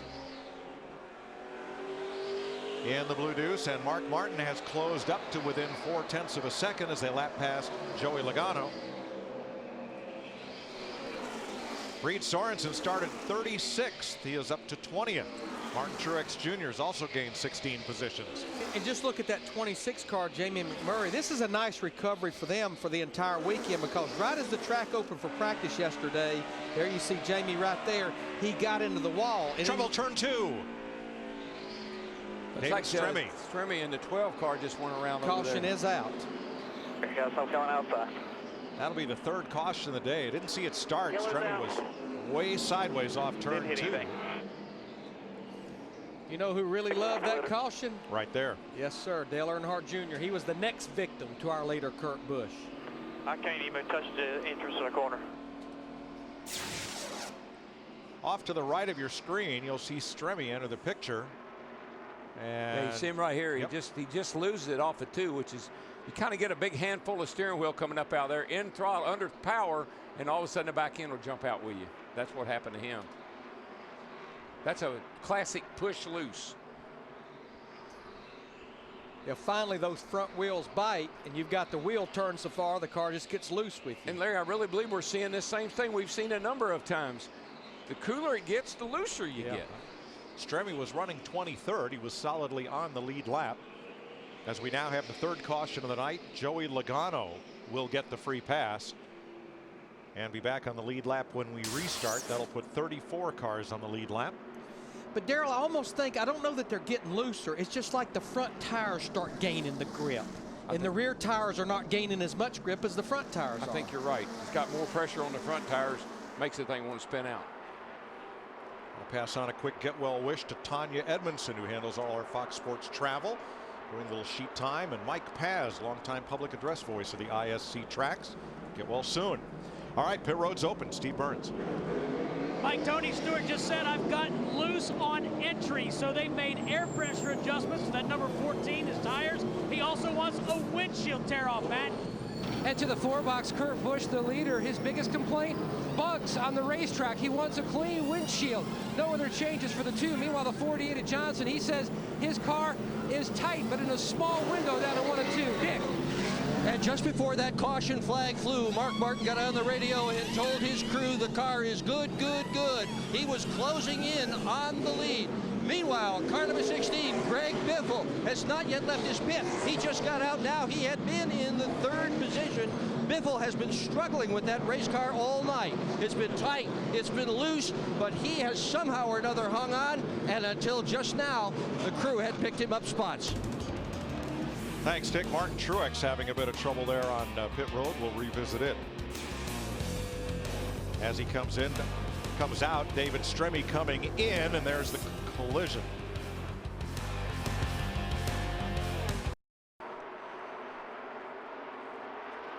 Here's the restart. Kurt Busch, Martin Truex Jr., who changed just 2 tires. Despite that bump getting out of the pits, he came out second and run second, with Mark Martin third, David Rudiman, Tony Stewart the top 5. David Rudiman in the 00 car, that group as well went with just 2 right side tires. They had about 30 laps on their tires. I think everybody's realized that. Jeff Hammond talked about it in the pre-race. Track position, so important. Yeah, we see that with our leader. I mean, Mark led until he got past in the pits. Stu took the lead, and now he's out front, sort of uncontested. And you want to find out now, you want to test the waters now, how those two tires work, and I'm sure a lot of eyes will be watching how they work. I got a pretty good idea how to work, but we'll see how it plays out. You see Jimmy Johnson, who came into the pits 4th and came out 13th. Montoya been loose there in the 42. Let's show you what happened on Johnson's pit stop. Keep an eye on the right rear. Jeremy West is the tire changer. And on the exchange, there goes a lug nut to the ground.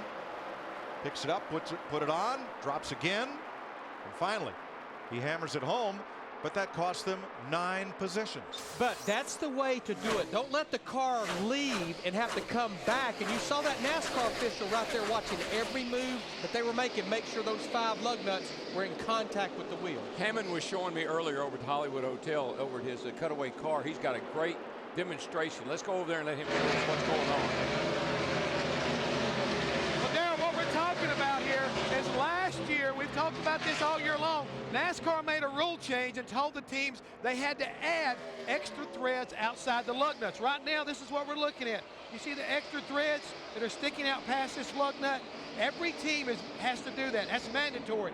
This is the way it was run last year. You can see no threads. And what has happened, a lot of these teams, it's thrown off their rhythm.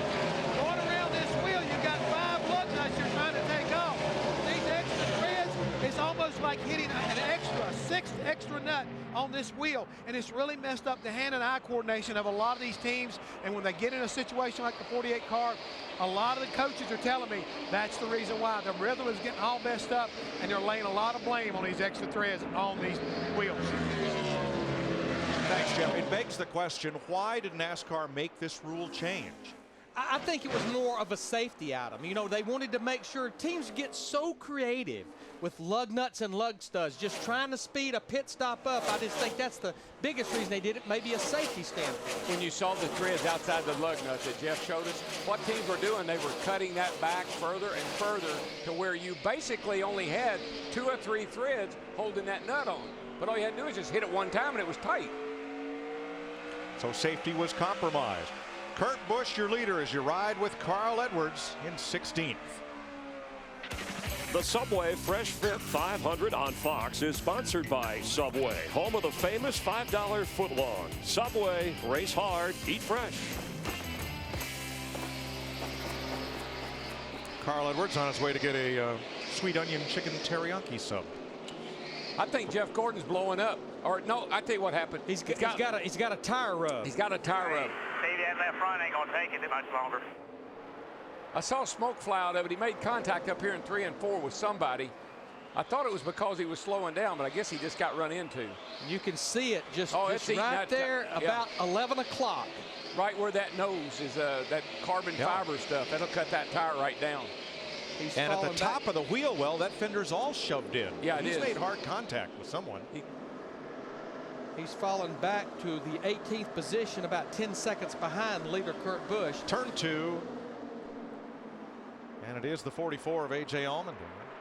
What's one man's misfortune is another man's fortune. That was Jeff Gordon's fortune right there because he needed that caution. Allmendinger, whose option was picked up this week by Richard Petty Motorsports through 2010, has had a strong start to this season, but around and into the fence he goes.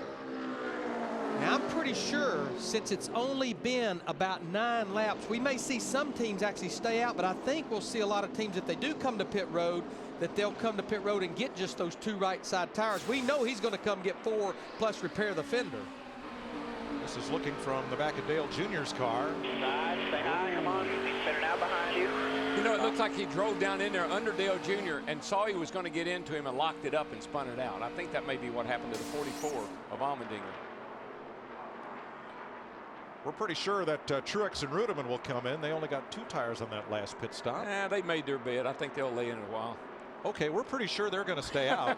And here comes the 48 car, Jimmy Johnson. And in pretty much everyone at the back of the pack as far as lead lap cars, especially Jeff Gordon, you see him hitting pit road. See, I like this right here because now I'm out of sync with the leaders. Okay. So next time I'll stay out.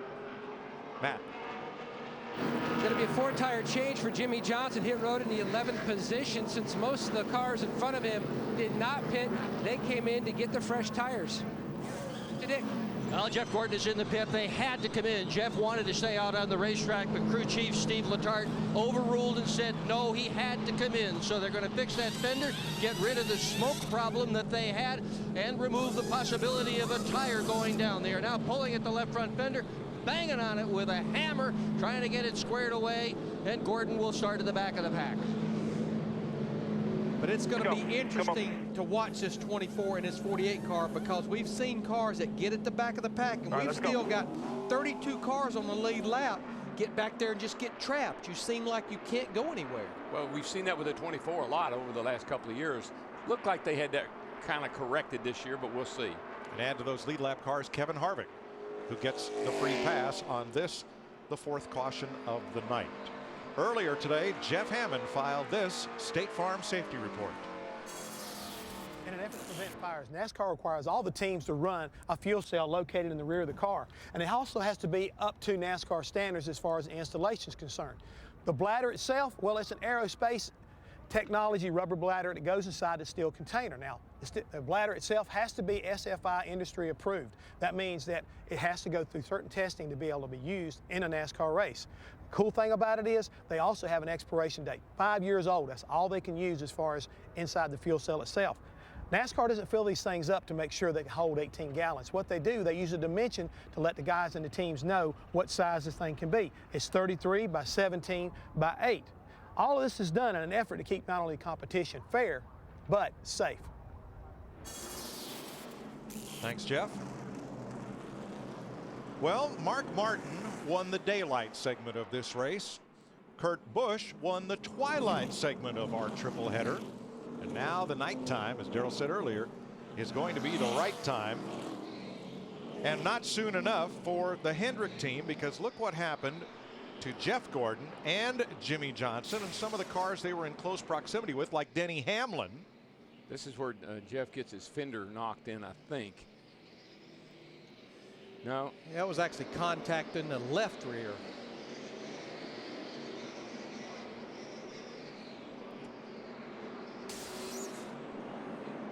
It's the left front fender they pulled this time, and that was just another of the donuts and wheel marks you get here at Phoenix. This place just races a whole lot more like a short track than it does a super speedway. Yeah, it does until something goes wrong. And then you say, man, I must have been doing a lot. I must have been going faster than I thought I was. Right. So you enter these corners at about 160 miles an hour.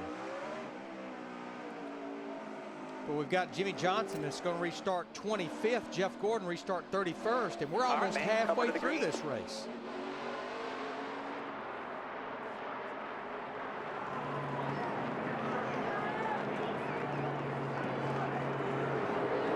Green flag.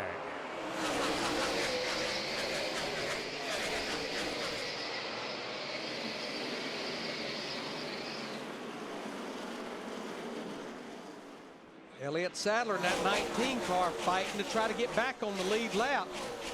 I think you'll see Kurt Busch just really drive it down into turn 3 and 4, and he'll get by Elliott.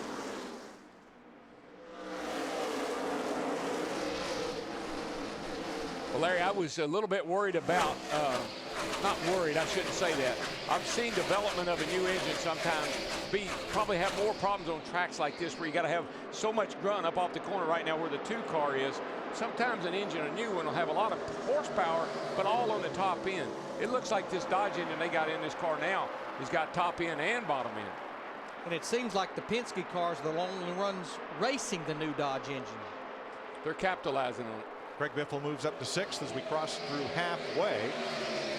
And we now have the incident that put the left front on Jeff Gordon's car askew, and it was again contact with Denny Hamlin.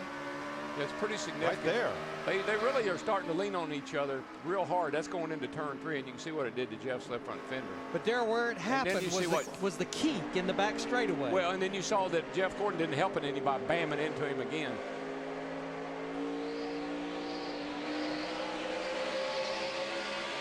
Denny Hamlin right now running in the 11th position. In fact, he just got passed by Jeff Burton, or he's got a battle with Jeff Burton in the 31.411.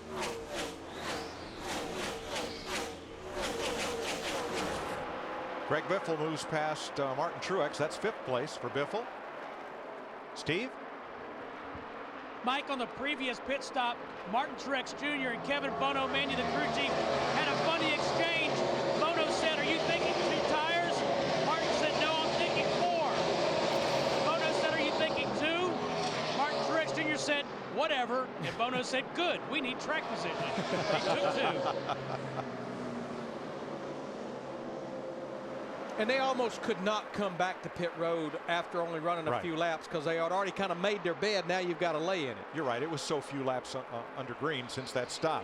Here's 10th place on back. Jeff Burton, Ryan Newman, Denny Hamlin, Carl Edwards, Casey Kane. Krista, how about Newman and that radio problem that he's had? Yeah, Mike, they haven't had radio communication since lap 37. Ryan cannot talk, but he can hear. So what he's doing is giving hand signals. If his car is tight, he's touching the roof. If it's loose, he's touching the door. Tony Gibson asked if the changes they made on the last stop helped. He said, touch the door if they helped. Ryan went by, patting the door like crazy to tell Tony Gibson, yes, it worked. Dick. Denny Hamlin, car number 11, just dropped down to the 13th spot, has told his crew he may have a left front tire going down. I'm not surprised if he's been using the sidewalls of them pretty good. But now, Darrell, the contact he had with Jeff Gordon was with Hamlin's right front. Exactly. So this could be interesting. Yeah. Well, he might be confused. Whoa, he and Jimmy Johnson almost get together. And you can see the right side of the car. That right front tire is really scuffed up. So he might think it's a left, but it's most likely the right if he's having a problem. Well, I'm going to tell you what, that 48 car is taking no prisoners with these full fresh tires. Remember, he started back in the 25th position, and after just 8 laps, he's already just about to crack the top 10. He's in 13th. Now, this just happened from Jimmy Johnson's view. Jimmy's down on the apron, just touches the back of the 11 car of Hamlin, moves him over a little bit. Outside. You know the common denominator? Denny Hamlin. Or Hendrick Motorsports.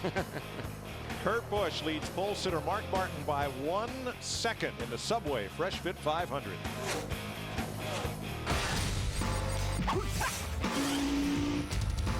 You're watching NASCAR on Fox.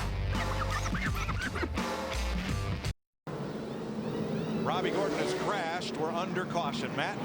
And the pit stop service is already complete for the 2. Kurt Busch, slight chassis adjustment, 2 tires to call by Pat Tryson. 2 tires also for Kyle Busch. Kyle said, see it from my position. I haven't passed anyone today. Give me 2, Dick. It has been 97 starts since Mark Martin has won a Sprint Cup race. They have chosen to go with 4 tires in hopes they could win tonight. They knew that several teams were going to go with 2. Crew Chief Alan Gustafson said that's not a good idea. They've gone with 4. As did Tony Stewart, who was the 3rd place car. I'm just a little bit worried about keep losing this track position, though. We're over halfway through this race. You can't keep restarting 25-30. And let's look at why the caution came out, because see what you can see here, guys. Yeah, watch the 55 of Michael Waltrip. See if he gets loose on the bottom. And there he goes, just a bit loose there in the middle of the corner. And when he corrects. Yeah, he just shoots right up into Robbie Gordon. Robbie's in the wrong spot. You could see his wheels turning back to the right. You could see it real well there. Right in front of Jeff Gordon, though, in that 24. This is watching from Waltrip. Inside. Hang in there if you can. Coming inside. Clear there. Clear there. And from Kevin Harvick.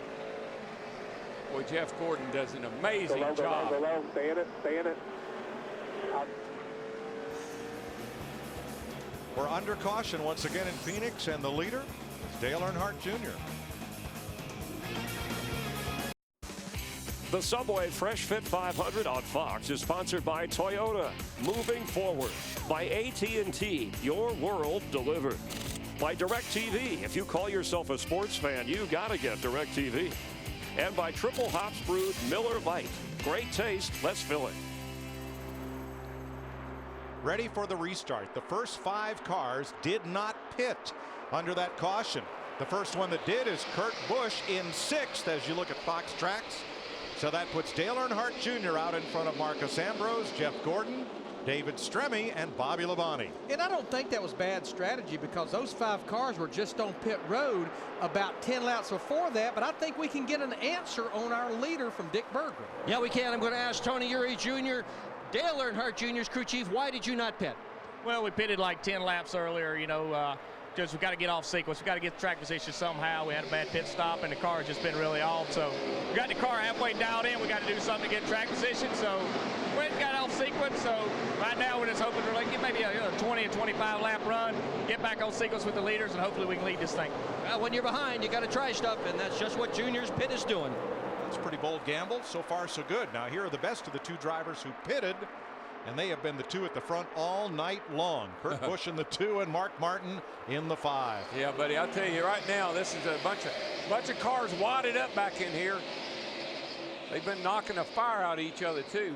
Well, they've got some lapped cars to deal with. And Jeff Burton. Watch this right here. This is all going down into turn 1. Look at this wad of cars right here.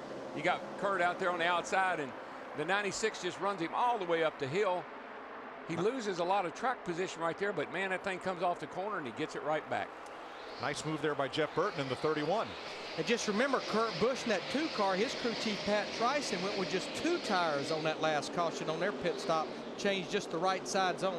Well, they may need to change him again, Larry, because he just bit the wall. Tell you, when you get back in that kind of traffic like they're in right now, anything can happen. Oh, this not looking. No, that's not good. He actually hit that wall pretty hard. That hurt that baby. And that was the concrete right there, not the safer barrier.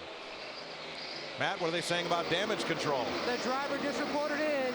Tire is rubbing. I see smoke. Well, I don't see a lot of smoke. You might be getting a haze up inside the car. Yeah, just a small wisp of tire smoke just right in the center of 1 and 2. That was it. That's all you're getting. A little whisper. Yeah, it's not bad at all. I think they can ride it out. 5 cautions so far as we watch Kurt Busch. Boy, Robbie Gordon was just in the wrong place at the wrong time. Steve Burns is with him. Yeah, that's what it looked like, Mike. Victim of circumstances, Robbie, but your team working very hard. Can you get back in the race? Yeah, it's a huge bummer. I don't know. Probably should have came for tires there. You know, we were running 18th, and I don't know what Michael was doing, but he just ran us over. Can you get back in the race? Yeah, you know, getting back in the race is one thing, but to give up this many points again another weekend in a row, it's just it's devastation. And you know, our speedway car is not that fast, so I'm really concerned about that. But looking forward to having a new driver in the 55 next year. Thank you. Thanks. And what he means by the point situation is each week the top 35 and owner points, they're locked into the show, and he's on the verge of falling outside the top 35.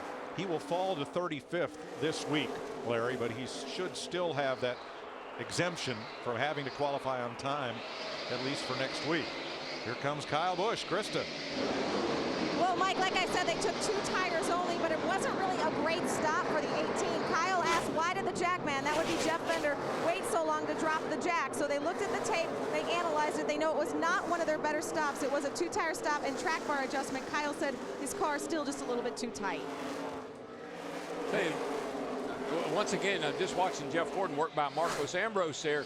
I mean, he's sitting up here in the top 5 right now, and boys, he had a great run this year so far. In that 47 In the car. 47 They car get a lot of their bad luck behind them. I mean, they're solid week in and week out. He is one of our Toyota top performers at this stage in the race. Marcus Ambrose in 4th. Brian Vickers in 10th. Ambrose has an interesting hobby there in rural North Carolina, panning for gold. John Reed made America's first gold discovery at a mine outside Charlotte 150 years ago. There's still some gold in them there hills. And he's doing it on Greg Biffle's land. Greg, I guess, is digging a lake, and he's going through the dirt that Greg Biffle is digging out for this lake. Well, he hopes to strike gold here as well. I'm telling you, there's some desperation going on right now, guys. I tell you, if you get wounded a little bit like Kurt Busch is, the vultures will jump all over you. You should have seen what Tony Stewart just did to the 2 car going down into turn 1. Watch this, Mike, Larry. Racing with Jeff Burton in the 31. Here's Tony in the 14. They kind of leave a little gap right there. Wow. And he just shoots the gap. That's not the first time that Tony Stewart has threaded the needle tonight. Everybody knows that the sand's about out of the hourglass, boys. Got to go. Yeah, I mean, we're down to about 130 laps to go. Now, Jeff Burton is also a part of that battle, Matt. And Mike, Scott Miller's crew chief, said the car was pretty consistent in the earlier portion of this race. They went 2 tires. Reason, they saw what some of the other competitors did and also opted for some track position, knowing it really didn't cost them a lot. But right now, Burton's just trying to hold on as an 83 of Vickers going on the inside. You know, we sat down and talked to Jeff Burton, the 3 of us did, and, you know, he told me, we know that we're a little bit off. And it's not going to be an overnight fix, but the good thing is we're acknowledging it and we're working hard to get there. Time for another question from Ask.com, official search engine of NASCAR. What is the Phoenix? No, not Pontiac's first front-wheel drive compact that came out about 1980. The mythical Phoenix, the one that this city is named for. You can find out now at Ask.com and enter the Ask.com NASCAR Challenge for a chance to win daily prizes or a trip to Talladega. You know, I think that's what I'm going to go to Ask.com and find out. I'd be curious to know. I would go to Ask.com and say, why does the car out front always seem to run off and leave everybody? But I actually think I know the answer to that one. Okay. And that car right now would be Dale Earnhardt Jr. in that 88 car. Or the car that was hung up back in 30-something place, pulling away from the field. About to go a lap down. What are they saying, Dick? Well, all the changes that they made to Earnhardt's car have finally brought exactly what they were looking for. Speed, and the fact that he is at the front of the pack, he's got clean air. Earnhardt says that he's got tire chatter at both ends of the racetrack, and the crew came back and told him his lap times are better than anybody, and off he went. There's that salesman again. Got to sell them. You may not like what you got, but you're better than everybody else. All I know is you're pulling away from the field pretty sportily right now. They're getting smaller behind you. Imagine. Dale Earnhardt Jr. has a 4-second lead on Kyle Busch. Can it last? You're watching NASCAR on Fox. Dale Earnhardt Jr.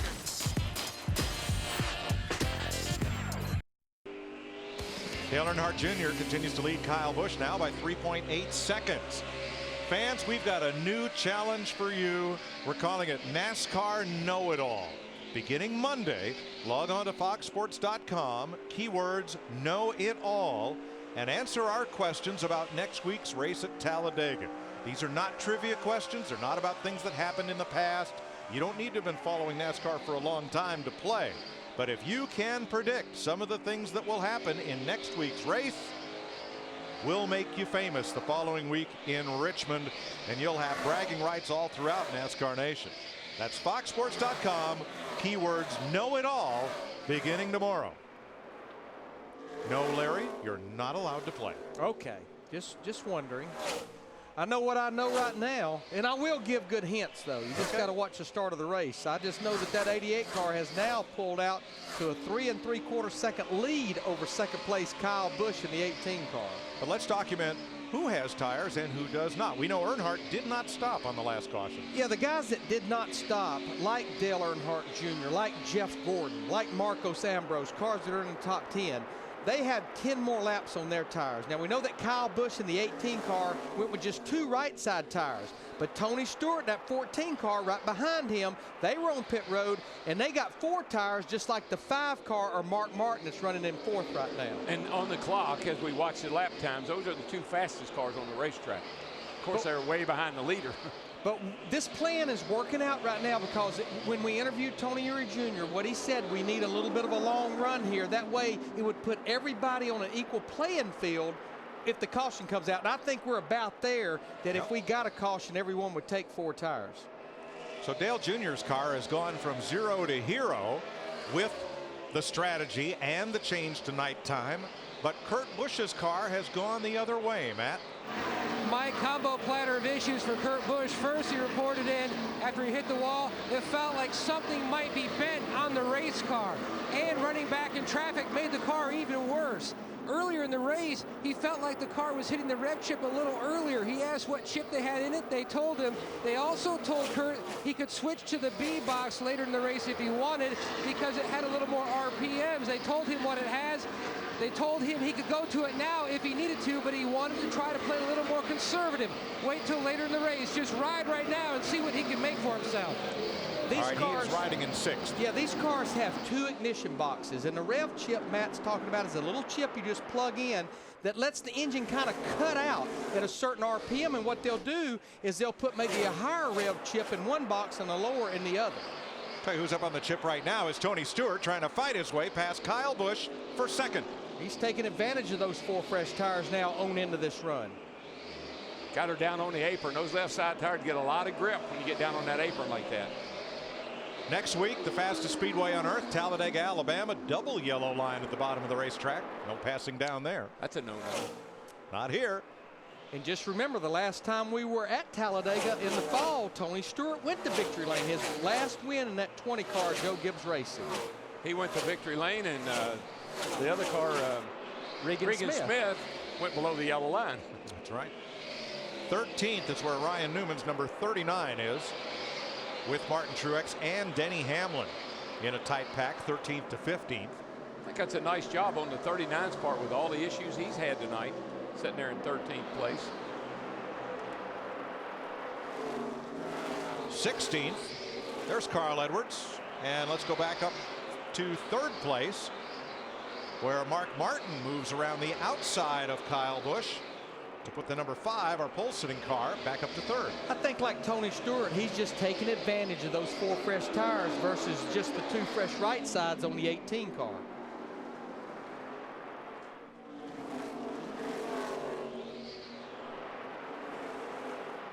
That battle resolves itself. Let's get back to Carl Edwards, whose Subway Ford is back in 16th spot. Krista? Yeah, Mike, and you heard Carl talk to Steve Burns at the start of this race about the pressure driving the Subway car in the Subway Fresh Fit 500. And right now, not so appetizing. His car is not doing very well. In fact, he had no grip at the start of the race. Then he said it drove like the front tires were locked up. Most recently, a tight condition in turn 3 and 4 had been slowing him down. Carl Edwards has never won a cup race here at Phoenix. I think you could see his hands in there, and it kind of tells you that he doesn't have a lot of grip in that race car right now. Carl's just got to keep that positive attitude that he has, because I'm telling you, just like last night, he was driving away from the field, had an engine problem. Could have won Texas. Comes in lead and goes out 11th, as we've said a dozen times. But that guy's got to keep his chin up, because it's easy to get down when things like that keep happening. Dale Earnhardt Jr. has padded his lead. Tony Stewart, the new 2nd place car. The gap, 4 seconds. 108 laps to go.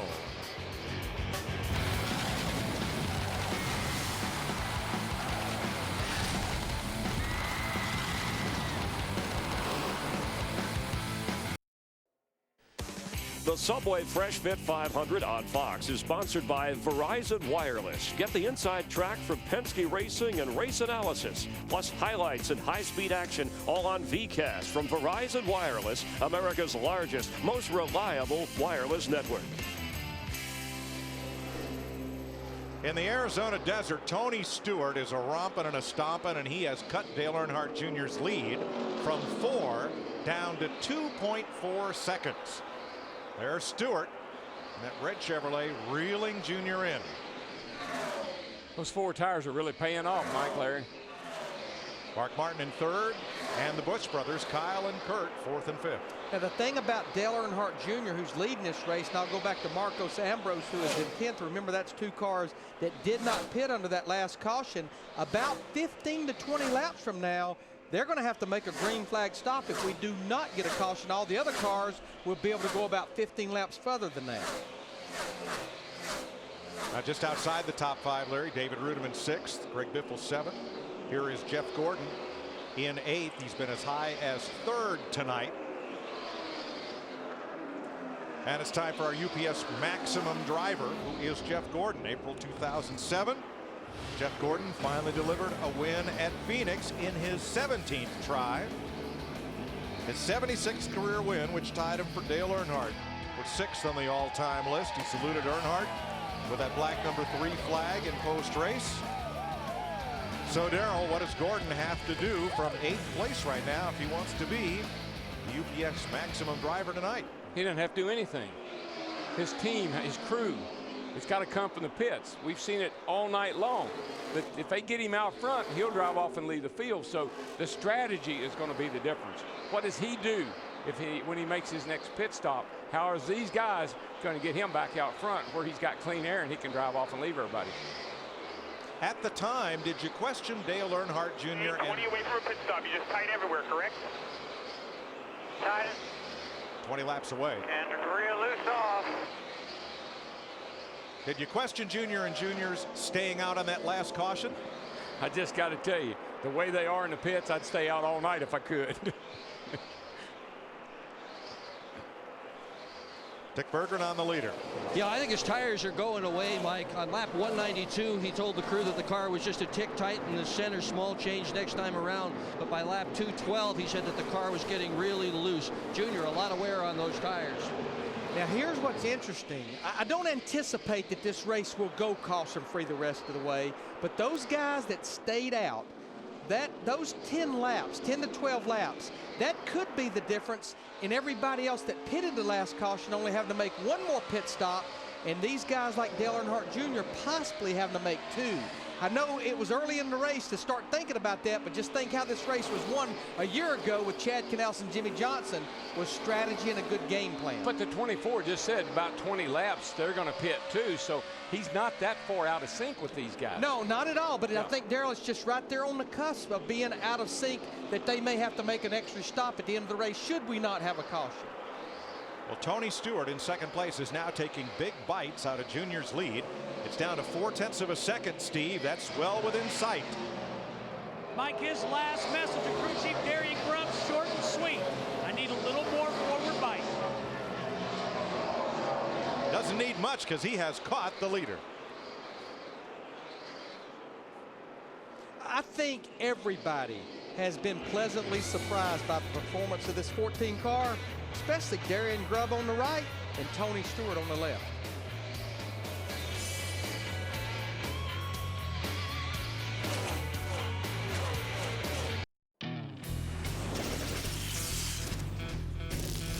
Yeah, tempo, we got a long day here.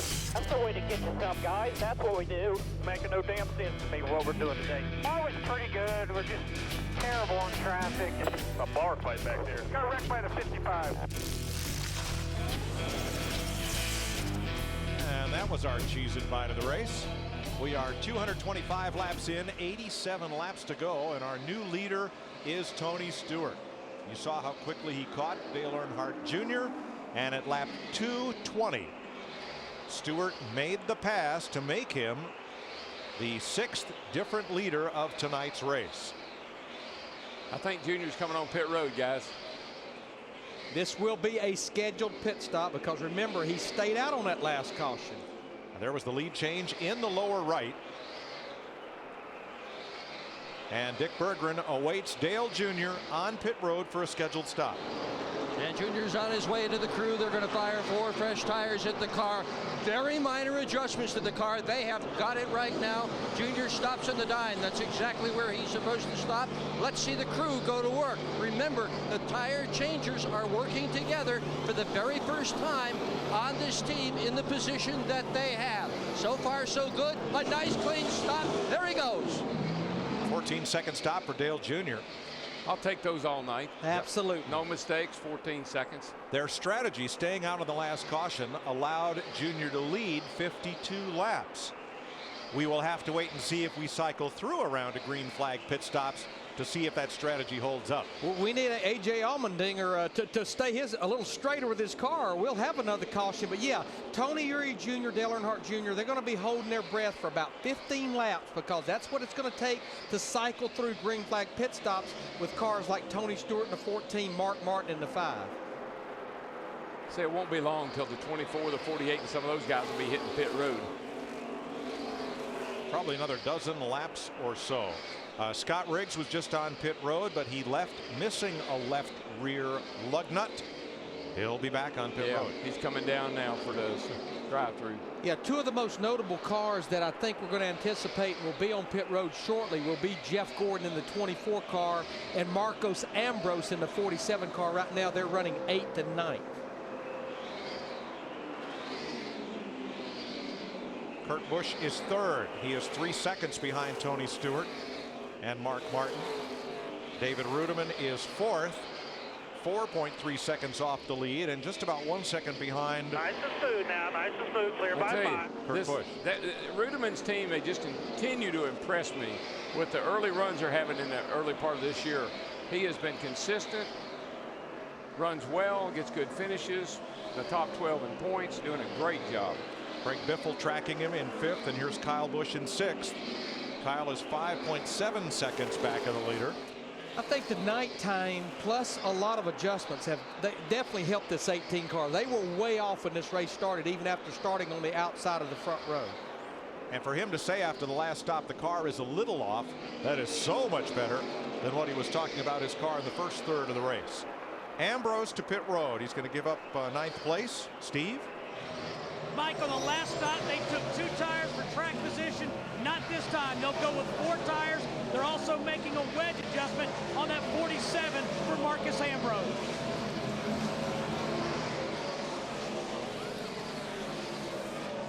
Darrell, with this 47 car coming to pit road right here, should we stay green, that car possibly could make it to the end without stopping. I don't think the 88 car, Dale Earnhardt Jr. and that group could make it if we stay green. I think we just see how big, you know, it depends on how it all shakes out, Larry. If the 88 got a big enough lead, he could do the Jimmy Johnson dance and back it down enough to possibly make it. Boy, Mark Martin almost did the Bobby Labonte right there. Labonte's car. Oh, is that smoke from Stewart? Did he get against somebody or just have a little tire smoke in? It may have just been brake smoke. You know, locked it up a little bit, got in hard. I don't see any right now. Jeff Gordon is on pit road, and again, this is a scheduled green flag stop. First time we've had a round of green flag pit stops tonight.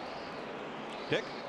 And Jeff Gordon's pit crew has been flawless as well. He gave them credit for the big win that he had last weekend in Texas. Right now they're going to go to work on that car. Gordon's car has been very close all night. It has not been perfect. He has called for little adjustments, and right now they're making a big one in the back window of Jeff Gordon's car as this pit stop continues. Well, they were running that track bar down. They were getting serious. Straight out, all the way to the cone now, all the way to the cone. You can see the trouble they had there on the right rear of 16.3 seconds. Remember, Dale Earnhardt Jr. was 14-second flat. 2.5 seconds on pit road's a lot on the racetrack. You got that right. It's about the length of the back straightaway. Bobby Labonte's in, Clint Boyer, Michael Waltrip, and here's Greg Biffle. Biffle pits out of 5th position. And Jeff Gordon is missing a lug nut. He'll have to come back in. Yeah, they just black flagged him. You don't see that very often. What did you answer Mike Joy that Jeff Gordon had to do to be the Maximus driver of the night? Yeah, that's right. It didn't quite work out, did it? 4 tires for Biffle. And 2 cans of Sunoco 98 octane unleaded. You know, all of these guys that are making these pit stops, as we see Jeff Gordon coming back to pit road for that lug nut, they're going to have to hold their breath for about 8 to 12 more laps, and then I think we'll cycle all the way through. But I think anybody that makes a stop now, they can make it to the end without stopping. Kevin Harvick is in. This is going to leave Jeff Gordon for the moment at least 2 laps down. Yeah, this is pretty costly right here. This take a miracle at this point of the race to get 2 laps back. And it's on the left front. And he's away.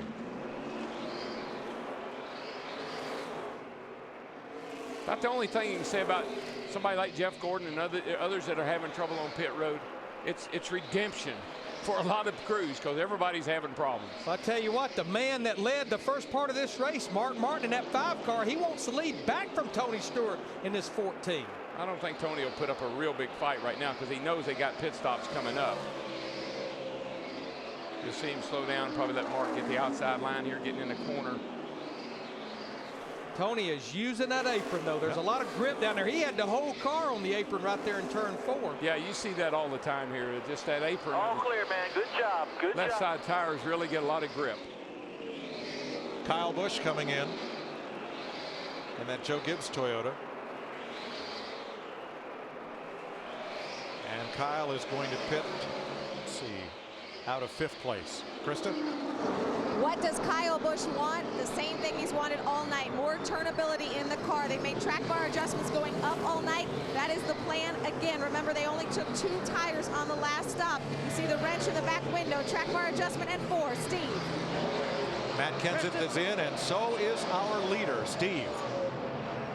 Mike, Tony Stewart just said again, they're beating me on the forward bite. Darian Grubb said, we're going to hook you up. They made an air pressure adjustment.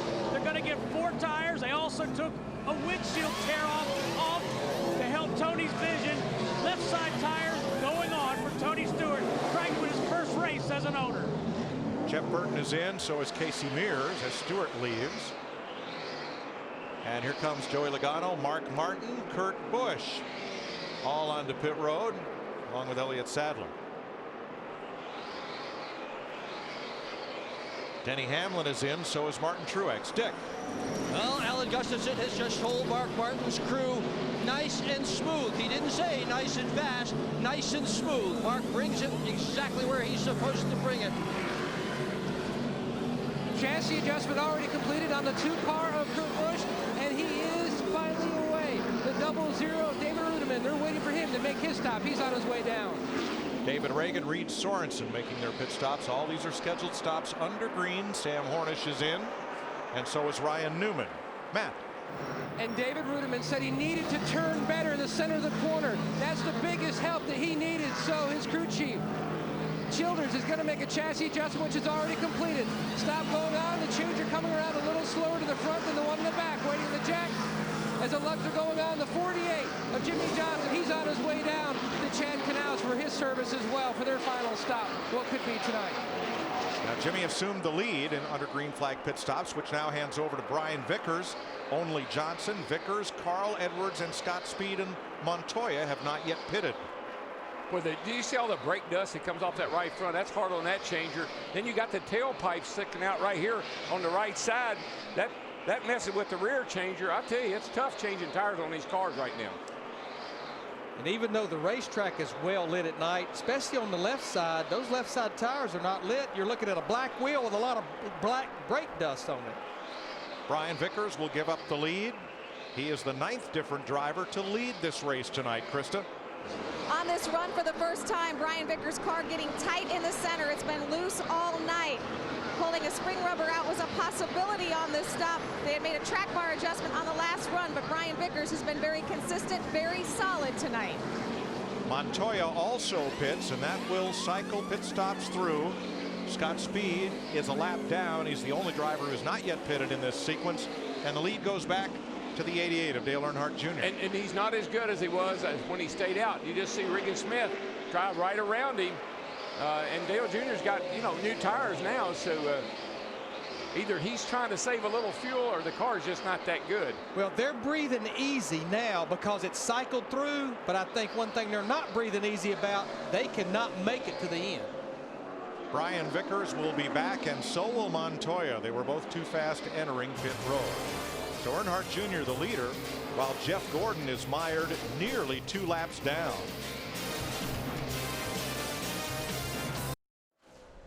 The Subway Fresh Fit 500 on Fox is delivered by UPS. Watch David Reagan compete with the delivery drivers of UPS in Maximum Driver. Go to racing.ups.com. TNT race break. Jeff Hammond, Chris Myers, 60 laps to go. It's NASCAR on Fox Prime Time. We're live in Phoenix, and Dale Earnhardt Jr. is your leader. In his last 11 races, he has not had a top 5 finish. Here's a guy who was as far back as 36th back on lap 57, ready to be lapped, but has the lead or is fighting for it. He is fighting right now to try to stay out front. Right now, John Andretti got to look like the back of him and got him a little bit loose, but you can see that pack of car right behind him. You'll see his teammate, 5 car Mark Martin. I mean, he is coming and coming like a freight train.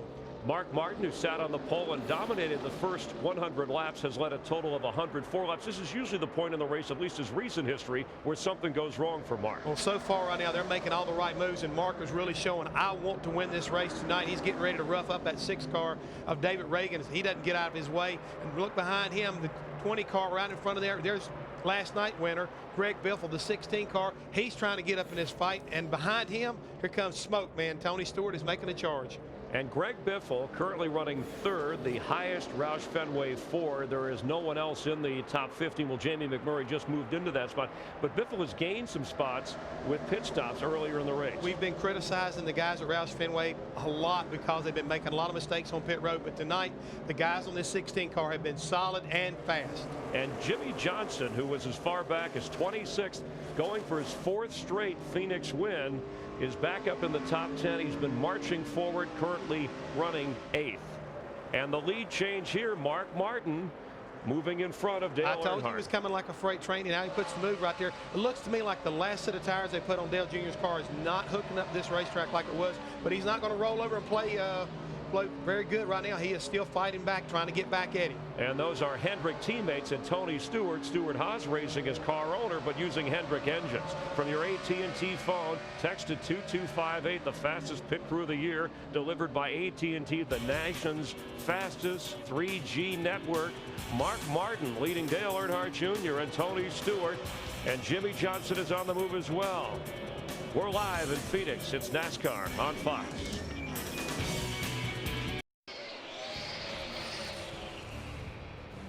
51 laps to go here in Phoenix. Mark Martin ahead of Tony Stewart and Kurt Busch. Another question from Ask.com. How many people live in the Grand Canyon? I'm going to have to go to Ask.com and find out. I didn't think anybody lived in the Grand Canyon. While there, I guess I can enter the Ask.com NASCAR Challenge for a chance to win daily prizes or that trip to Talladega. Ask.com, official search engine of NASCAR. You know, watching Mark Martin lead this race, I can only think about a year ago where he led lap 271 to lap 301, and then he had to pit for fuel because he couldn't make it to the end. He ended up finishing 5th, but we are confident. We've been told from the pits the 5 car is good to go on fuel. And so is Tony Stewart in 2nd place. Matt, how about the Deuce? Kurt Busch in 3rd. They feel they're good to go as well, Mike. And Kurt Busch told Pat Tryson a few laps ago, I just feel like we're one adjustment away from having the car exactly where I need. And then he the mic and said, and now I've got a vibration. That could be when I flat spotted the tires, possibly, because I had to check up for the 88 of Dale Jr. a little earlier. Now, Dale Jr., we know, must make one more pit stop because he got off sequence. He will come to pit road at least once more before this one's over. Well, based on what I'm seeing here, not only does he need a caution for fuel, he needs a caution to get another set of tires and some more adjustments because he's continuing to slide backwards. I think the only 2 cars that cannot make it to the end is Dale Earnhardt Jr. in the 88, who pitted with 86 laps to go, and Marcos Ambrose, who pitted with 81 laps to go. But just remember, in our FedEx Understanding the Race, only once in the last 4 spring races here have we had a caution within the last 70 laps of the race. Yeah, we've only ever had one green-white checkered here. Well, that 88 is a handful again. 46 laps to go. And Junior now drops to 8th place. And Larry, as a driver, I would be so frustrated because I was leading this race. I did not pit. All I did was came down pit road, and you put 4 tires on me, and now I can't drive my car. What is up with that? Yeah, he's going to fall out of the top 10 here shortly because he just got kicked back to 8th and about to fall into the clutches shortly of Denny Hamlin in the 11 car. We talked about Jeff Gordon having to come back for a lug nut, and he's now nearly 2 laps down. And now he's got a tire rub to boot. Yeah, he got in the back of a car up here coming out of turn 4. I think it was the 36 car, and they made heavy contact, he and Riggs did. And I think it bent a fender on Jeff's car again. Now Gordon, who you see just in front of Denny Hamlin, is in 30th position right now, but he would still retain the point lead going to Talladega. This would be the 2nd tire rub issue that he's had in this race. He had a left front issue earlier after contact with Denny Hamlin in the 11.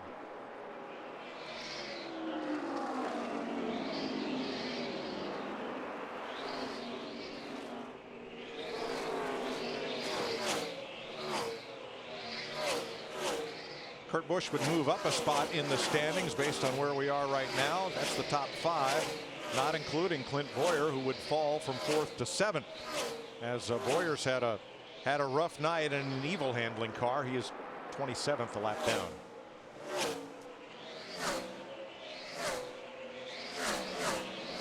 Yeah, you know, speaking of Penske cars, man, Penske has done such a great job in this offseason reorganizing his teams. And you've got the 2-car Kurt Busch running 3rd right now. You drop down, and Sam Hornish is down there.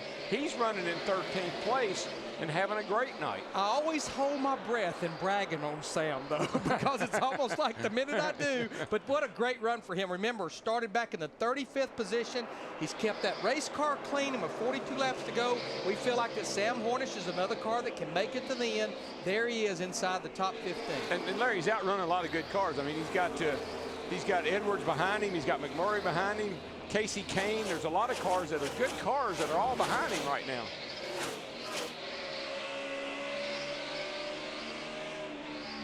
Riding with Casey Kane right now. He's in the 17th position.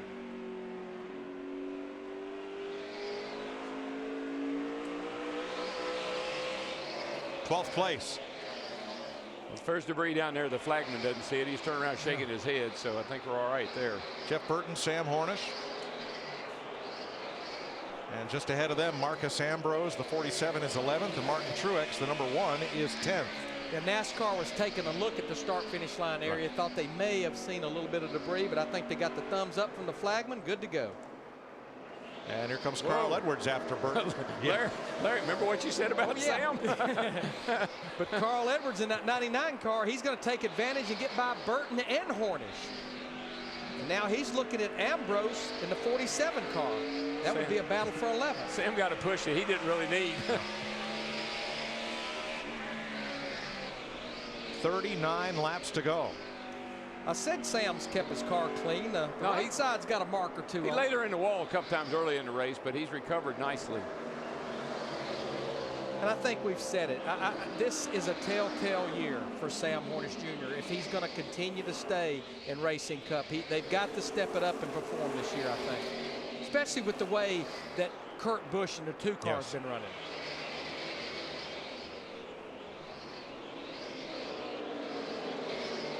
Let's have a look at Jeff Hammond's picks for today's AT&T Fastest Most Valuable Pit Crew. That of Tony Stewart, Greg Biffle, and Mark Martin are Jeff's picks. Don't forget to vote for the AT&T Fastest Most Valuable Pit Crew of the Year from your AT&T phone. Text the Pit Crew's car number to 2258. So, Jeff, I'm guessing a combination of speed on pit road and, most importantly, no mistakes. Yeah, Mike, that's really what I've been looking at. You take a look at the 5-car Mark Martin. I mean, they've been solid on pit road all night long. Greg Biffle, we've been bragging about how they've been gaining positions off of pit road all night long. And again, Tony Stewart's guys, they may be new to one another, but again, they've been solid. 14-second stops like Darrell and Larry and you guys have been talking about all night long. May not be the fastest, but again, they're not making any mistakes. Jeff, let me ask you something. In your opinion, I mean, you've changed tires. You've been over the wall a lot in your career. What do these teams have to do to figure out this new lug stud and stop having the problems they're having? What do they got to do?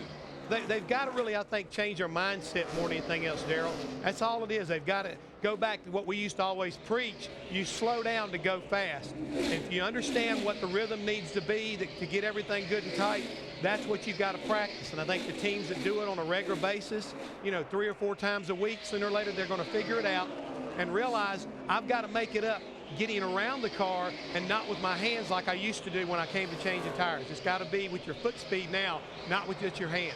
Well, I mentioned earlier in the telecast, I keep going back 2 weeks ago at Texas, what Tony Stewart told his crew.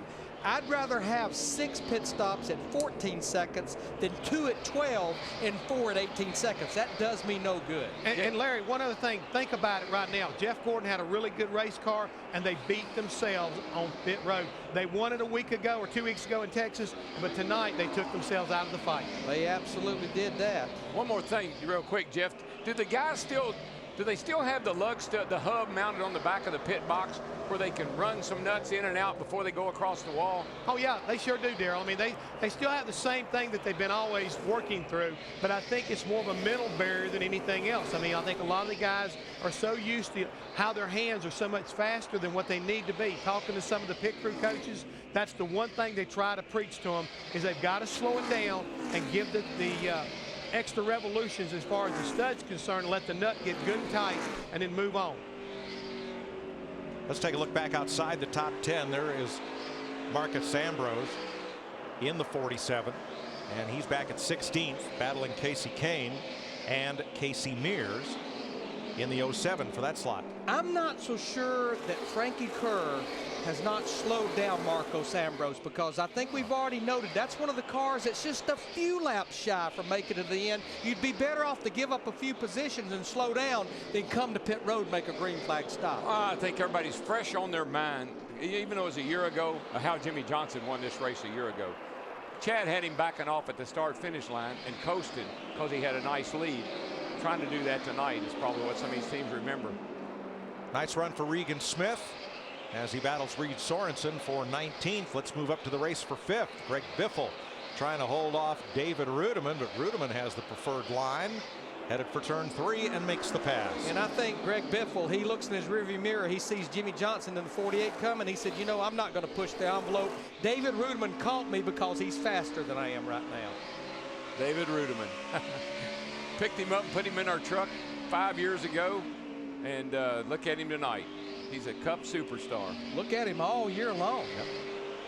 Well, Jimmy Johnson and Chad Knaus hit the right setup, but might it be too little too late? Johnson is at least on pace with the race leader, his teammate Mark Martin, but he's back in 6th place, 11 seconds back. He's going to need what he didn't need a year ago. They're going to need a caution to get back in this thing as far as up there racing their teammate for the win. Let's go back to 14th place. Jamie Mack had a practice brush with the wall, cost him a lot of practice time, but they managed to rebound, qualify 28th, and have moved up 14 positions to 14th. You know, I think back to something Rick Hendrick said a year or so ago when he was talking about how many races Hendrick Motorsports was winning. He said, you know, we didn't win a lot of those races. A lot of them were given to us. And if you think back to the race he won here on fuel mileage last year, that was sort of like a gift. And tonight, I mean, they're not giving them anything. You got the 24 or 2 laps down, the 48s, and stuck back in 6th place. But Mark Martin is driving off from the rest of them. I'd say so. A little over 4 seconds. 28 laps to go in the Arizona desert. Mark Martin, the pole sitter, trying to hang on for his first win in quite a while. The Subway Fresh Fit 500 on Fox is sponsored by Subway, home of the famous $5 footlong. Subway, race hard, eat fresh. By Lipitor. By Lowe's, for all your home improvement needs. Lowe's, let's build something together. And by Sprint, NASCAR Sprint Cup Mobile. It'll change the way you experience the race. 21 laps to go. Here is tonight's NASCAR Sprint Cup Mobile monster moment. The pass for the lead. Mark Martin against Dale Earnhardt Jr.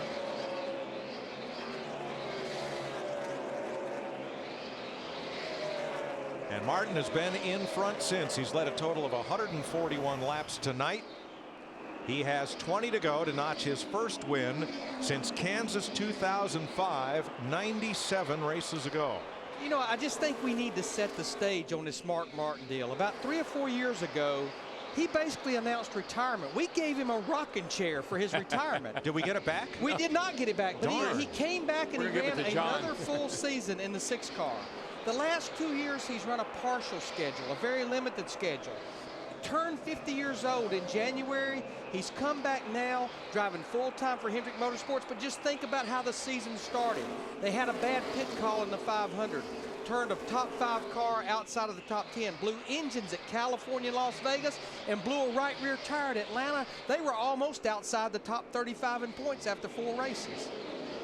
And there is a special bond between Mark Martin and his crew chief, Alan Gustafson. Matt? Mike, Alan Gustafson grew up in Ormond Beach, Florida, about 10 minutes north of Daytona International Speedway. When he was 5 years old, he made his first trip to Daytona International Speedway with his brother, part of the Cub Scouts. That ignited a lifelong passion for auto racing. He would always go out to speed weeks. One of the drivers that he latched onto as his hero was Mark Martin. He had every die-cast that Mark Martin ever produced, every hero card he had autographed, and he still has it in his personal collection at home. When Mark Martin signed on to drive the 5-car, Alan told me, I now have my childhood hero as my driver. Soon, hopefully, I take my childhood hero back to victory lane. He's closing in on that dream. I'll tell you somebody else, Matt, it's a big fan of Mark Martin's, and that's Rick Hendrick. And Rick told me, he said, I wanted to put somebody in that 5-car, which that 5-car is Rick's first car, special car and a number for him. He said, I want to put somebody in that car, get out of it one time and say what a privilege it is to drive it. And he said, Mark Martin will do that. That's the number he showed up with, Rick Hendrick, 25 years ago when he first started Hendrick Motorsports. Mark has 35 wins in what is now the Sprint Cup Series, all driving Fords for Jack Roush. And now you can see him putting his teammate a lap down, Dale Earnhardt Jr., and we still anticipate now with 15 laps to go, that 88 car is probably going to have to come to pit road for fuel. You know, Mark's been second 5 times here. And only twice has a Phoenix race been won from the pole. And only 3 drivers have ever won at NASCAR's top level past age 50. You know who those 2 guys were that won from the pole? 2 of them were Jimmy Johnson and Jeff Gordon, his teammates. No pressure, 4 seconds back. 80 on you, 70 on him. He's saying that Tony Stewart is a 1/10 of a second faster, but no problem. He's well back with 14 laps to go. He's not going to catch you at a 10th a lap. And that's the only information Mark Martin needs right now. It's just let me know the interval as we're coming to 13 laps to go. That way I can kind of pick and choose where I go by these lap cars. But I'm going to tell you what. Tony Stewart, that 14 car, and Darian Grubb, I don't think we can continue to promote. What an awesome job. That was an operation that struggled so much last year, Haas CNC Racing, and here they're up there in the top 5 week after week with this car. It makes the owner of that company look pretty smart, doesn't it? Yes, it does. Yes. While we've been watching Mark Martin and Tony Stewart, the 2 brothers that started 2nd and 3rd, they are worked their way to 3rd and 4th. Kurt Busch in the 2 car, after having some problems with a fender rub, is 3rd. Kyle Busch, his brother, is 4th after starting with a car that wasn't very good. No, and David Rudiman is in the top 5 again tonight, Larry, and I think that's going to help him in the points a good bit. It's going to move him up 2 spots to 9th if he stays there, Darrell. Yep. Oh, trouble down here, Dale Jr. and turn 4, guys. And the caution is out with 12 laps to go. Okay, Mr. Crew Chief. For Junior, who's Earn led your keep. 63 laps the tonight. That Alan Gustafson and Mark Martin wanted to see. No. And he races a 4-second lead over Tony Stewart. So now what do? You take 2, do you take 4, do you stay out? Now let's show you what happened. Is the handling was going away on Dale Jr.'s car. This is 1 lap before the crash.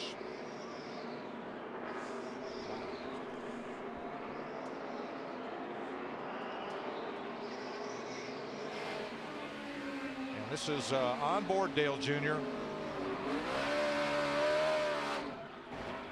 Boy, did that car snap loose or was there contact? I believe you'll see right here Oh, there was a little bit of contact. But Casey Mears Junior had, I mean, he had his hands full without any help from anybody. That's been 2 cars tonight, a good car and a bad car.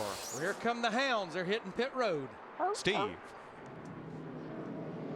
Mike, Tony Stewart has said the same thing, just help my forward bite. They discussed 2 tires, but it looks like it's going to be 4 for Tony Stewart, Matt. And Kurt Busch, driver of the Blue Deuce, said he just wants a slight air pressure change on the 2 car to Krista as they go for 4 tires. 2 or 4 for Kyle. They waited until the last minute to make the call. It is 4 tires for Kyle. Dick. This time Mark Martin's crew has got to be not only flawless but also fast. He has the best pit stall in the place. So far nobody has passed him. The stop almost done. There goes Gordon, but on the outside, the 18th. They had a little bit of a hiccup on the left front, and that Couldn't- was just enough to cost him. And it's like then he couldn't get the car Couldn't going. get it quite going fast enough. You can see right there, Steve Addington, Kyle Busch, that 18 crew, they're showing where they gained 2 positions. Let's see how this looks at the line. I think Mark's still got the lead. Wow, just that's close. enough. Yeah. About the length of that splitter. Yep.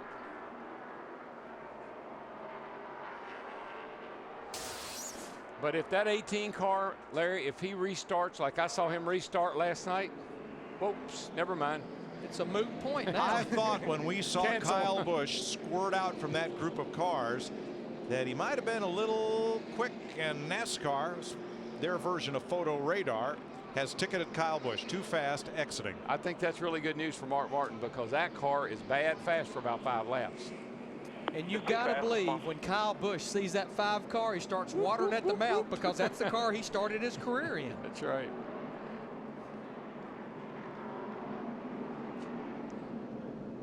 We've got We've got 17 cars on the lead lap. It will be a down finger restart, which means single file with lead lap cars only to the front of the pack.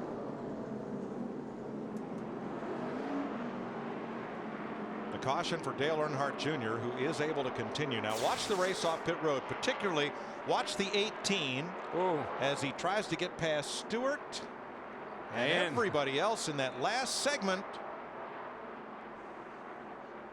Second to last segment is where Kyle Busch was over the speed limit.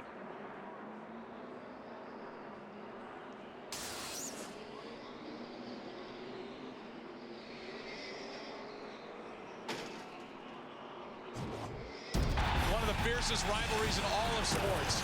You have got to be kidding. The greatest rivalry in the history of baseball, the Cardinals and the Cubs. Here we go. Baritek and A-Rod. As if this game needed any more emotion. The biggest comeback in postseason baseball history. Yankees, Red Sox, Cubs, Cards. How about today? Bottom of the 11th, Aramis Ramirez walk-off home run to break the tie, give the Cubs the win. They go back at it next Saturday on Fox. Well, I don't think this is going to be a race-winning move, and it was not by design, but Ryan Newman, the 39 car, is leading this race. He stayed out. Why? Because he couldn't hear the crew call him in. They can't communicate. Remember, Krista talked about their radio problems. I'm not so sure about that. I mean, who's his boss? Tony Stewart, and who would have been in second.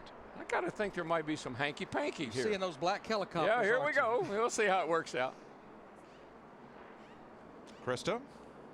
Well, Mike, they were planning on pitting to take 2 tires. Then they said, was it the radio trouble? Down here with the crew, they said they think it was Ryan's call. He could not hear them, but he's been able to hear them all night. Remember, it's Ryan who can't talk. He has been able to hear the crew, so they were supposed to pit. They think Ryan made that call. Well, he was 14th before the caution came out, and now he is the leader and will have a chance to win this if they restart with 6 laps to go. I think it's a great move. Why not? I mean, he's going to probably finish better than if he had pitted. Darryl, the biggest thing he's going to have to be careful. This place is notorious on old tires for spinning your tires on the restart on this front straightaway. He's got to make sure he's got those tires good and clean for this restart. I tell you what he's got to make sure of. Maybe there will be another quick caution. A real quick. You know, and maybe that'll happen more than once, and that might work out real good for him. Well, maybe he better watch his mirror because it's going to be full of that 5 car on this restart. Yeah, Mark's got to get him fast because he can't mess around. Tony Stewart's just as fast as Mark is. But you know what? This right here, this is what Saturday night short track racing is all about. You got that right. But I don't see any team orders here. I see Ryan Newman trying to put himself in a position to win. And how better to do it than pull up behind the pace car? Yeah, I don't see it. No, I don't see any team orders. Let's find out. 6 laps to go. Ryan Newman in front for the first time tonight. Green flag.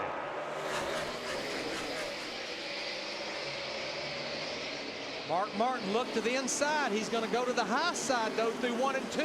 This will be no contest. Look at how he goes off turn 2. He yanks Tony Stewart by 5 car lengths. Smooth, bud. Nice and smooth. Mark knew he had to get by. He had to get going because he couldn't sit there and wait on Tony. It'd eat him up if he did. And right now, Ryan Newman, he can't get out of the way quick enough almost. Maybe he won't finish better than if he'd have pitted, Larry. Not looking good. That was a lot of laps on those tires. Sure was. I like the gamble, though. 4th place. Jimmy Johnson has fought his way into the top 5. Wow. Trying to win 4 in a row. That wasn't even rehearsed. You know what? He's not that far back of the leader. Nope. Another little quick caution here. But 5 laps to go now. This traffic jam back here. We can see a quick caution. Boy, Kurt Busch in that 2, he had the rear bumper of that 11 car. Denny Hamlin jacked off the ground. 4 to go. Busch alongside Hamlin. You're watching from Hamlin's car. This is for 3rd. Tony Stewart dead even with Mark Martin at 0.7 of a second. That's the gap. Boy, Tony's going to be so close. You keep running like they're running, they're going to get their share of wins. Well, we're going to Talladega next week, and I got to tell you, he'd be an odds-on favorite to win that race. And here comes this one isn't over with yet. No, here comes Johnson. He just took 4th away from the 11 of Hamlin. Greg Biffle up for 5th. That 16 car's on the move. He's going to run out of laps to get there, but he is definitely on the move. How about our buddy back there, Sam Hornish, top 10 tonight. 9th place. Running 9th. 2 to go. And Mark Martin playing catch me if you can. Well, Mark started on the pole, and we knew that sooner, he's had 3 poles this year. We knew he's going to win a race sooner or later. This is great. Hadn't won since 2005. New team, new driver. White flag in the air. Nice and smooth. Nice and smooth. 1 more. Like Mark needs to be told, nice and smooth. He's got a 1-second lead. He's got half a lap to go. I'm going to tell you what, this is going to be a popular win with the fans and with the competitors. I can guarantee you that. And I'm really happy for Rick Hendrick, because this 5 car, it's been a while since it won a race, and Rick really is proud of this way that Gustafson and Mark have. Good job, Mark. Well, we had a battle for 3rd with Kurt Busch in that 2 and Jimmy Johnson, but Kurt Busch prevails. I love driving y'all's car. Thank you. You're unbelievable, buddy. You are the man. Becomes the oldest winner here at this race. Rusty Wallace had won this race, I think, in 90-something. He was 42 years old. Mark's 50. Mark from the joins pole. A very exclusive club. Harry Gant, Morgan Shepherd, Bobby Allison, and now Mark Martin, the only drivers to pass their 50th birthday and win in NASCAR Sprint Cup competition. You know what, Mike, you showed it a while ago, 13th in the points after that dismal start. And all that matters after 26 races, it doesn't matter how far behind the leader you are, just so you're in the top 12. Burnouts for me, boys. No burnouts for me. No burnouts for the old guy. And as for Ryan Newman, who was 14th when the caution came out, did not pit and restarted in the lead, 16th place at the checker.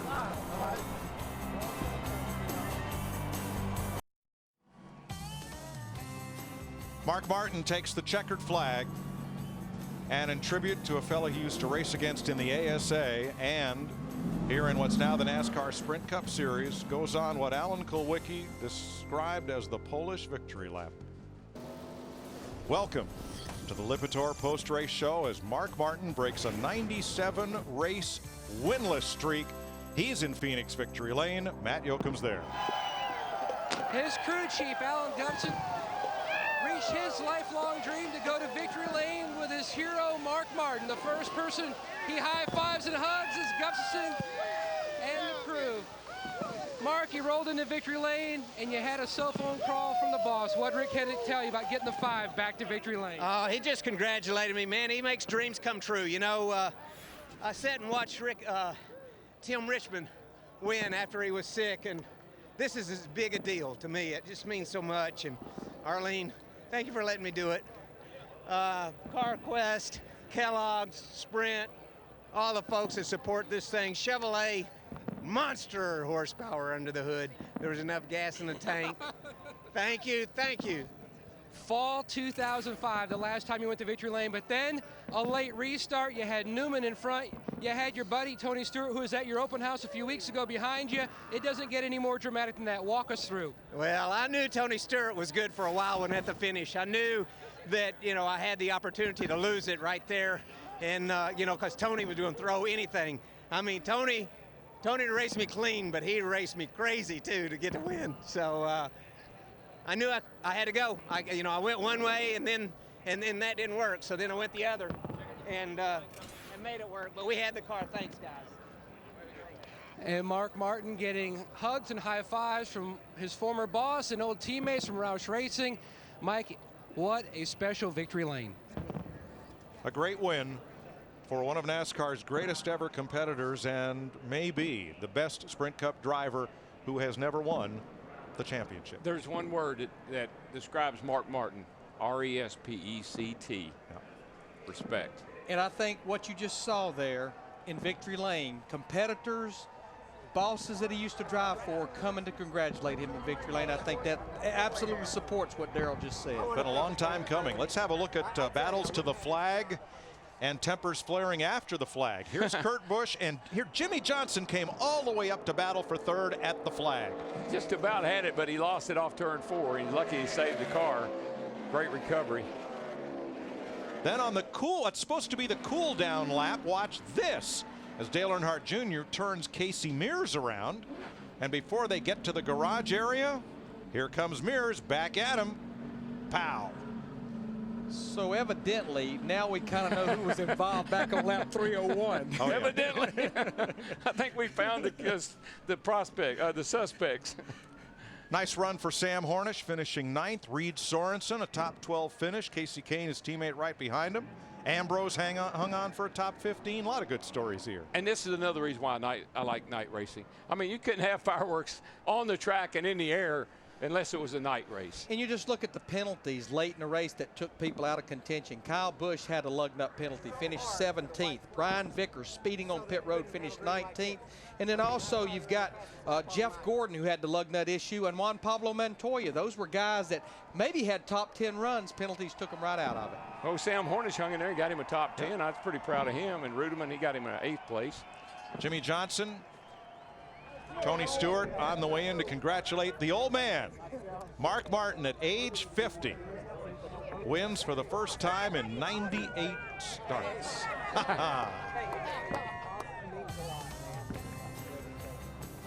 We'll be back with more from Phoenix International Raceway. You are watching NASCAR on Fox on a very special night.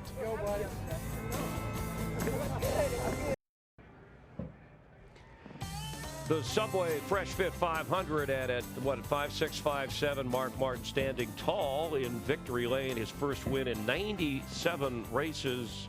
And Jeff Hammond, Chris Myers from the Hollywood Hotel. The celebration continuing. You were adamant in the pre-race show when I tried to have you pick a winner. You went with Mark Martin, the pole sitter, but he'd had the pole a couple other times this year. Why were you so sure he could hang on and win this one? Well, the guy's finished second here 5 other times. I know how good he is on a racetrack like this. I mean, this is where Mark kind of like cut his teeth when he was growing up in the ASA series. So I feel like this type of racetrack is just kind of like his cup of tea. Alan Gustafson, he runs extremely well on these types of racetracks. He's won here before with Kyle Busch. So I think they're a great combination. Starting up front, this all kind of like was coming together, and tonight he did not disappoint me. You talked about track position. He had it first 100 laps, had to battle back, get it, and then held on. Tony Stewart, his best finish of this year, 3rd straight top 5. Steve Burns is standing by, 2nd place. Tony.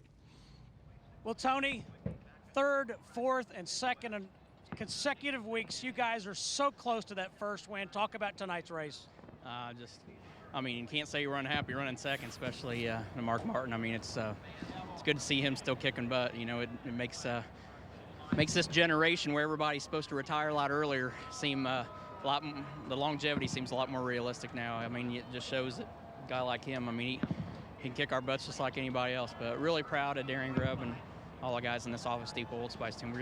We're just chiseling away, man. It's like I can taste it. I know it's coming. It's just a matter of getting there. But you know, this is for Eugene and all the guys at Haas CNC. I mean, this is Haas Automation, all the Haas CNC Racing from last year. These guys welcomed us with open arms, and just proud of all these guys, proud of our fans that come here, and just awesome week, man. Couldn't be happier. See you next week. Good luck. Thanks. Nobody drives harder than Kurt Busch. Started third, finished third in his 300th start. How did you manage to do so well after bouncing the thing off the wall? Yeah, that was a mistake I made. I thought for 1 second, don't do it. I thought for another second, keep these guys behind you because track position's important. Third time I thought about it, I was in the fence. Just too many choices and didn't make the right decision. But my crew held me in there all night long, gave me great pit stops. I felt like a third place effort tonight was like a win because Mark Martin was stout, Tony Stewart was strong midway through the race. So great job for Miller Lite Dodge and everybody with Mobil 1, Lennox, PPG, and Snap-on. It feels good. Right now we're running pretty good. Indeed, a great team effort for Kurt Busch and his gang. Well, Jimmie Johnson came up a little bit short in his bid for 4 straight, but one of the first things you said was how excited you were about your teammates' win. I am. I'm very, very happy for that entire 5 team. Rick, that number means so much to he and his family. And to have that car in victory lane. I know the toughest part right now is that Rick's at home. He's not here, and it's going to be awfully tough on him watching this from the couch. So, boss, we miss you. I wish you were here to have some champagne sprayed on you. But those guys have been working hard, and Mark wasn't mad yesterday in our debrief, so we all knew that we were in trouble at that point. Well, it wasn't a 4-pack for Jimmie Johnson, but a 4th still feels pretty good. Thanks, Krista and Jimmy. And Hendrick Motorsports, 5 straight wins here in Phoenix as we check the unofficial results. Mark Martin, his first win other than in a Roush car. You saw Jack Roush come over and congratulate him. It's great right now. We're looking at the unofficial results. Carl Edwards 10th, which he was not in the fought back picture. to 10th, and there's his teammate Jamie McMurray struggled on that line. But how about Reed Sorensen? A great finish right there for Richard Petty Motorsports, followed by his teammate Casey Keynes. Marcos Ambrose continues to have good solid runs right there. Joey Logano, 1 lap down, a Rookie of the Year contender. Not a bad run for him. They got better as the race went on. Mark Martin led more laps tonight than all of last year, 157. But Dale Earnhardt Jr., as you take a look, wound up 31st. He led 63 laps, tied for second most, and had some bad luck, and then you saw the frustration later with the wreck. Yeah, he got turned around right there. He had a bad set of tires. But how about his teammate Jeff Gordon? Had a great race car, leading the points and everything like that, and then turns right around, has a mistake on pit road that winds up costing him, puts him way back in the field, winds up 24th or 25th in the 24 car. So, those kind of things you've got to eliminate. We saw some good racing and some good calls. We saw some bad situations. It turned out as far as the racetrack itself is concerned, but pit road, again, continues to plague a lot of teams. You saw Mike Heltner and, Mark Martin at age 50. 50's the new number 1 in the 5 car for winning here. I mean, he's retired, he's unretired. I think Rick Hendrick even wanted an answer at some point. Hey, you're going to run full-time next year, and maybe this is a chance to win a championship. Maybe Mark is reinvigorated. It may be a good time to ask him right now coming out of victory lane tonight. He'd probably get a yes out of him a lot easier. And let's check the points now. We're through 8 of 36 races, 18 until the chase begins. So Jeff Gordon, you just talked about. Jimmie Johnson, they remain 1-2. There's Kurt Busch. And as we go further down the order, Matt Kenseth at 12, and close to that 12 spot is Mark Martin, 9 points out of that spot, as you see, and that's the key to get into the top 12. The extended pre-race show, an hour pre-race show, 1 o'clock Eastern from Talladega. By the way, you can't help but think Mark Martin at age 50, third oldest winner ever. Bobby Allison, who won the Daytona 500 in '88. Remember, it was Allison who suggested to Jack Roush, hey, give that young Martin guy a ride in his place back then. And it really proved to be really the right decision. Coming up, late local news for most of you tonight on Fox. And don't forget, next Saturday, Major League Baseball, and then Sunday, Talladega, the super speedway, the longest track on the circuit. Kyle Busch trying to defend his title. And again, the pre-race show with plenty of time to take a look at how that race will unfold. You better nail down the recliner next week, baby. We're going to Talladega. We're going to be running wide open. I'm telling you, it's going to be fast. For Jeff Hammond, I'm Chris Myers. For our entire crew, thanks for being a part of NASCAR on Fox. Love it when it's forward, love it when it's fast, love it when the leader's car, the pack is moving past, love it when they're making lots and lots of noise, can't wait to hear the W say. Boogity, boogity, boogity, let's go racing, boys! Let's go racing, boys. NASCAR racing, boys.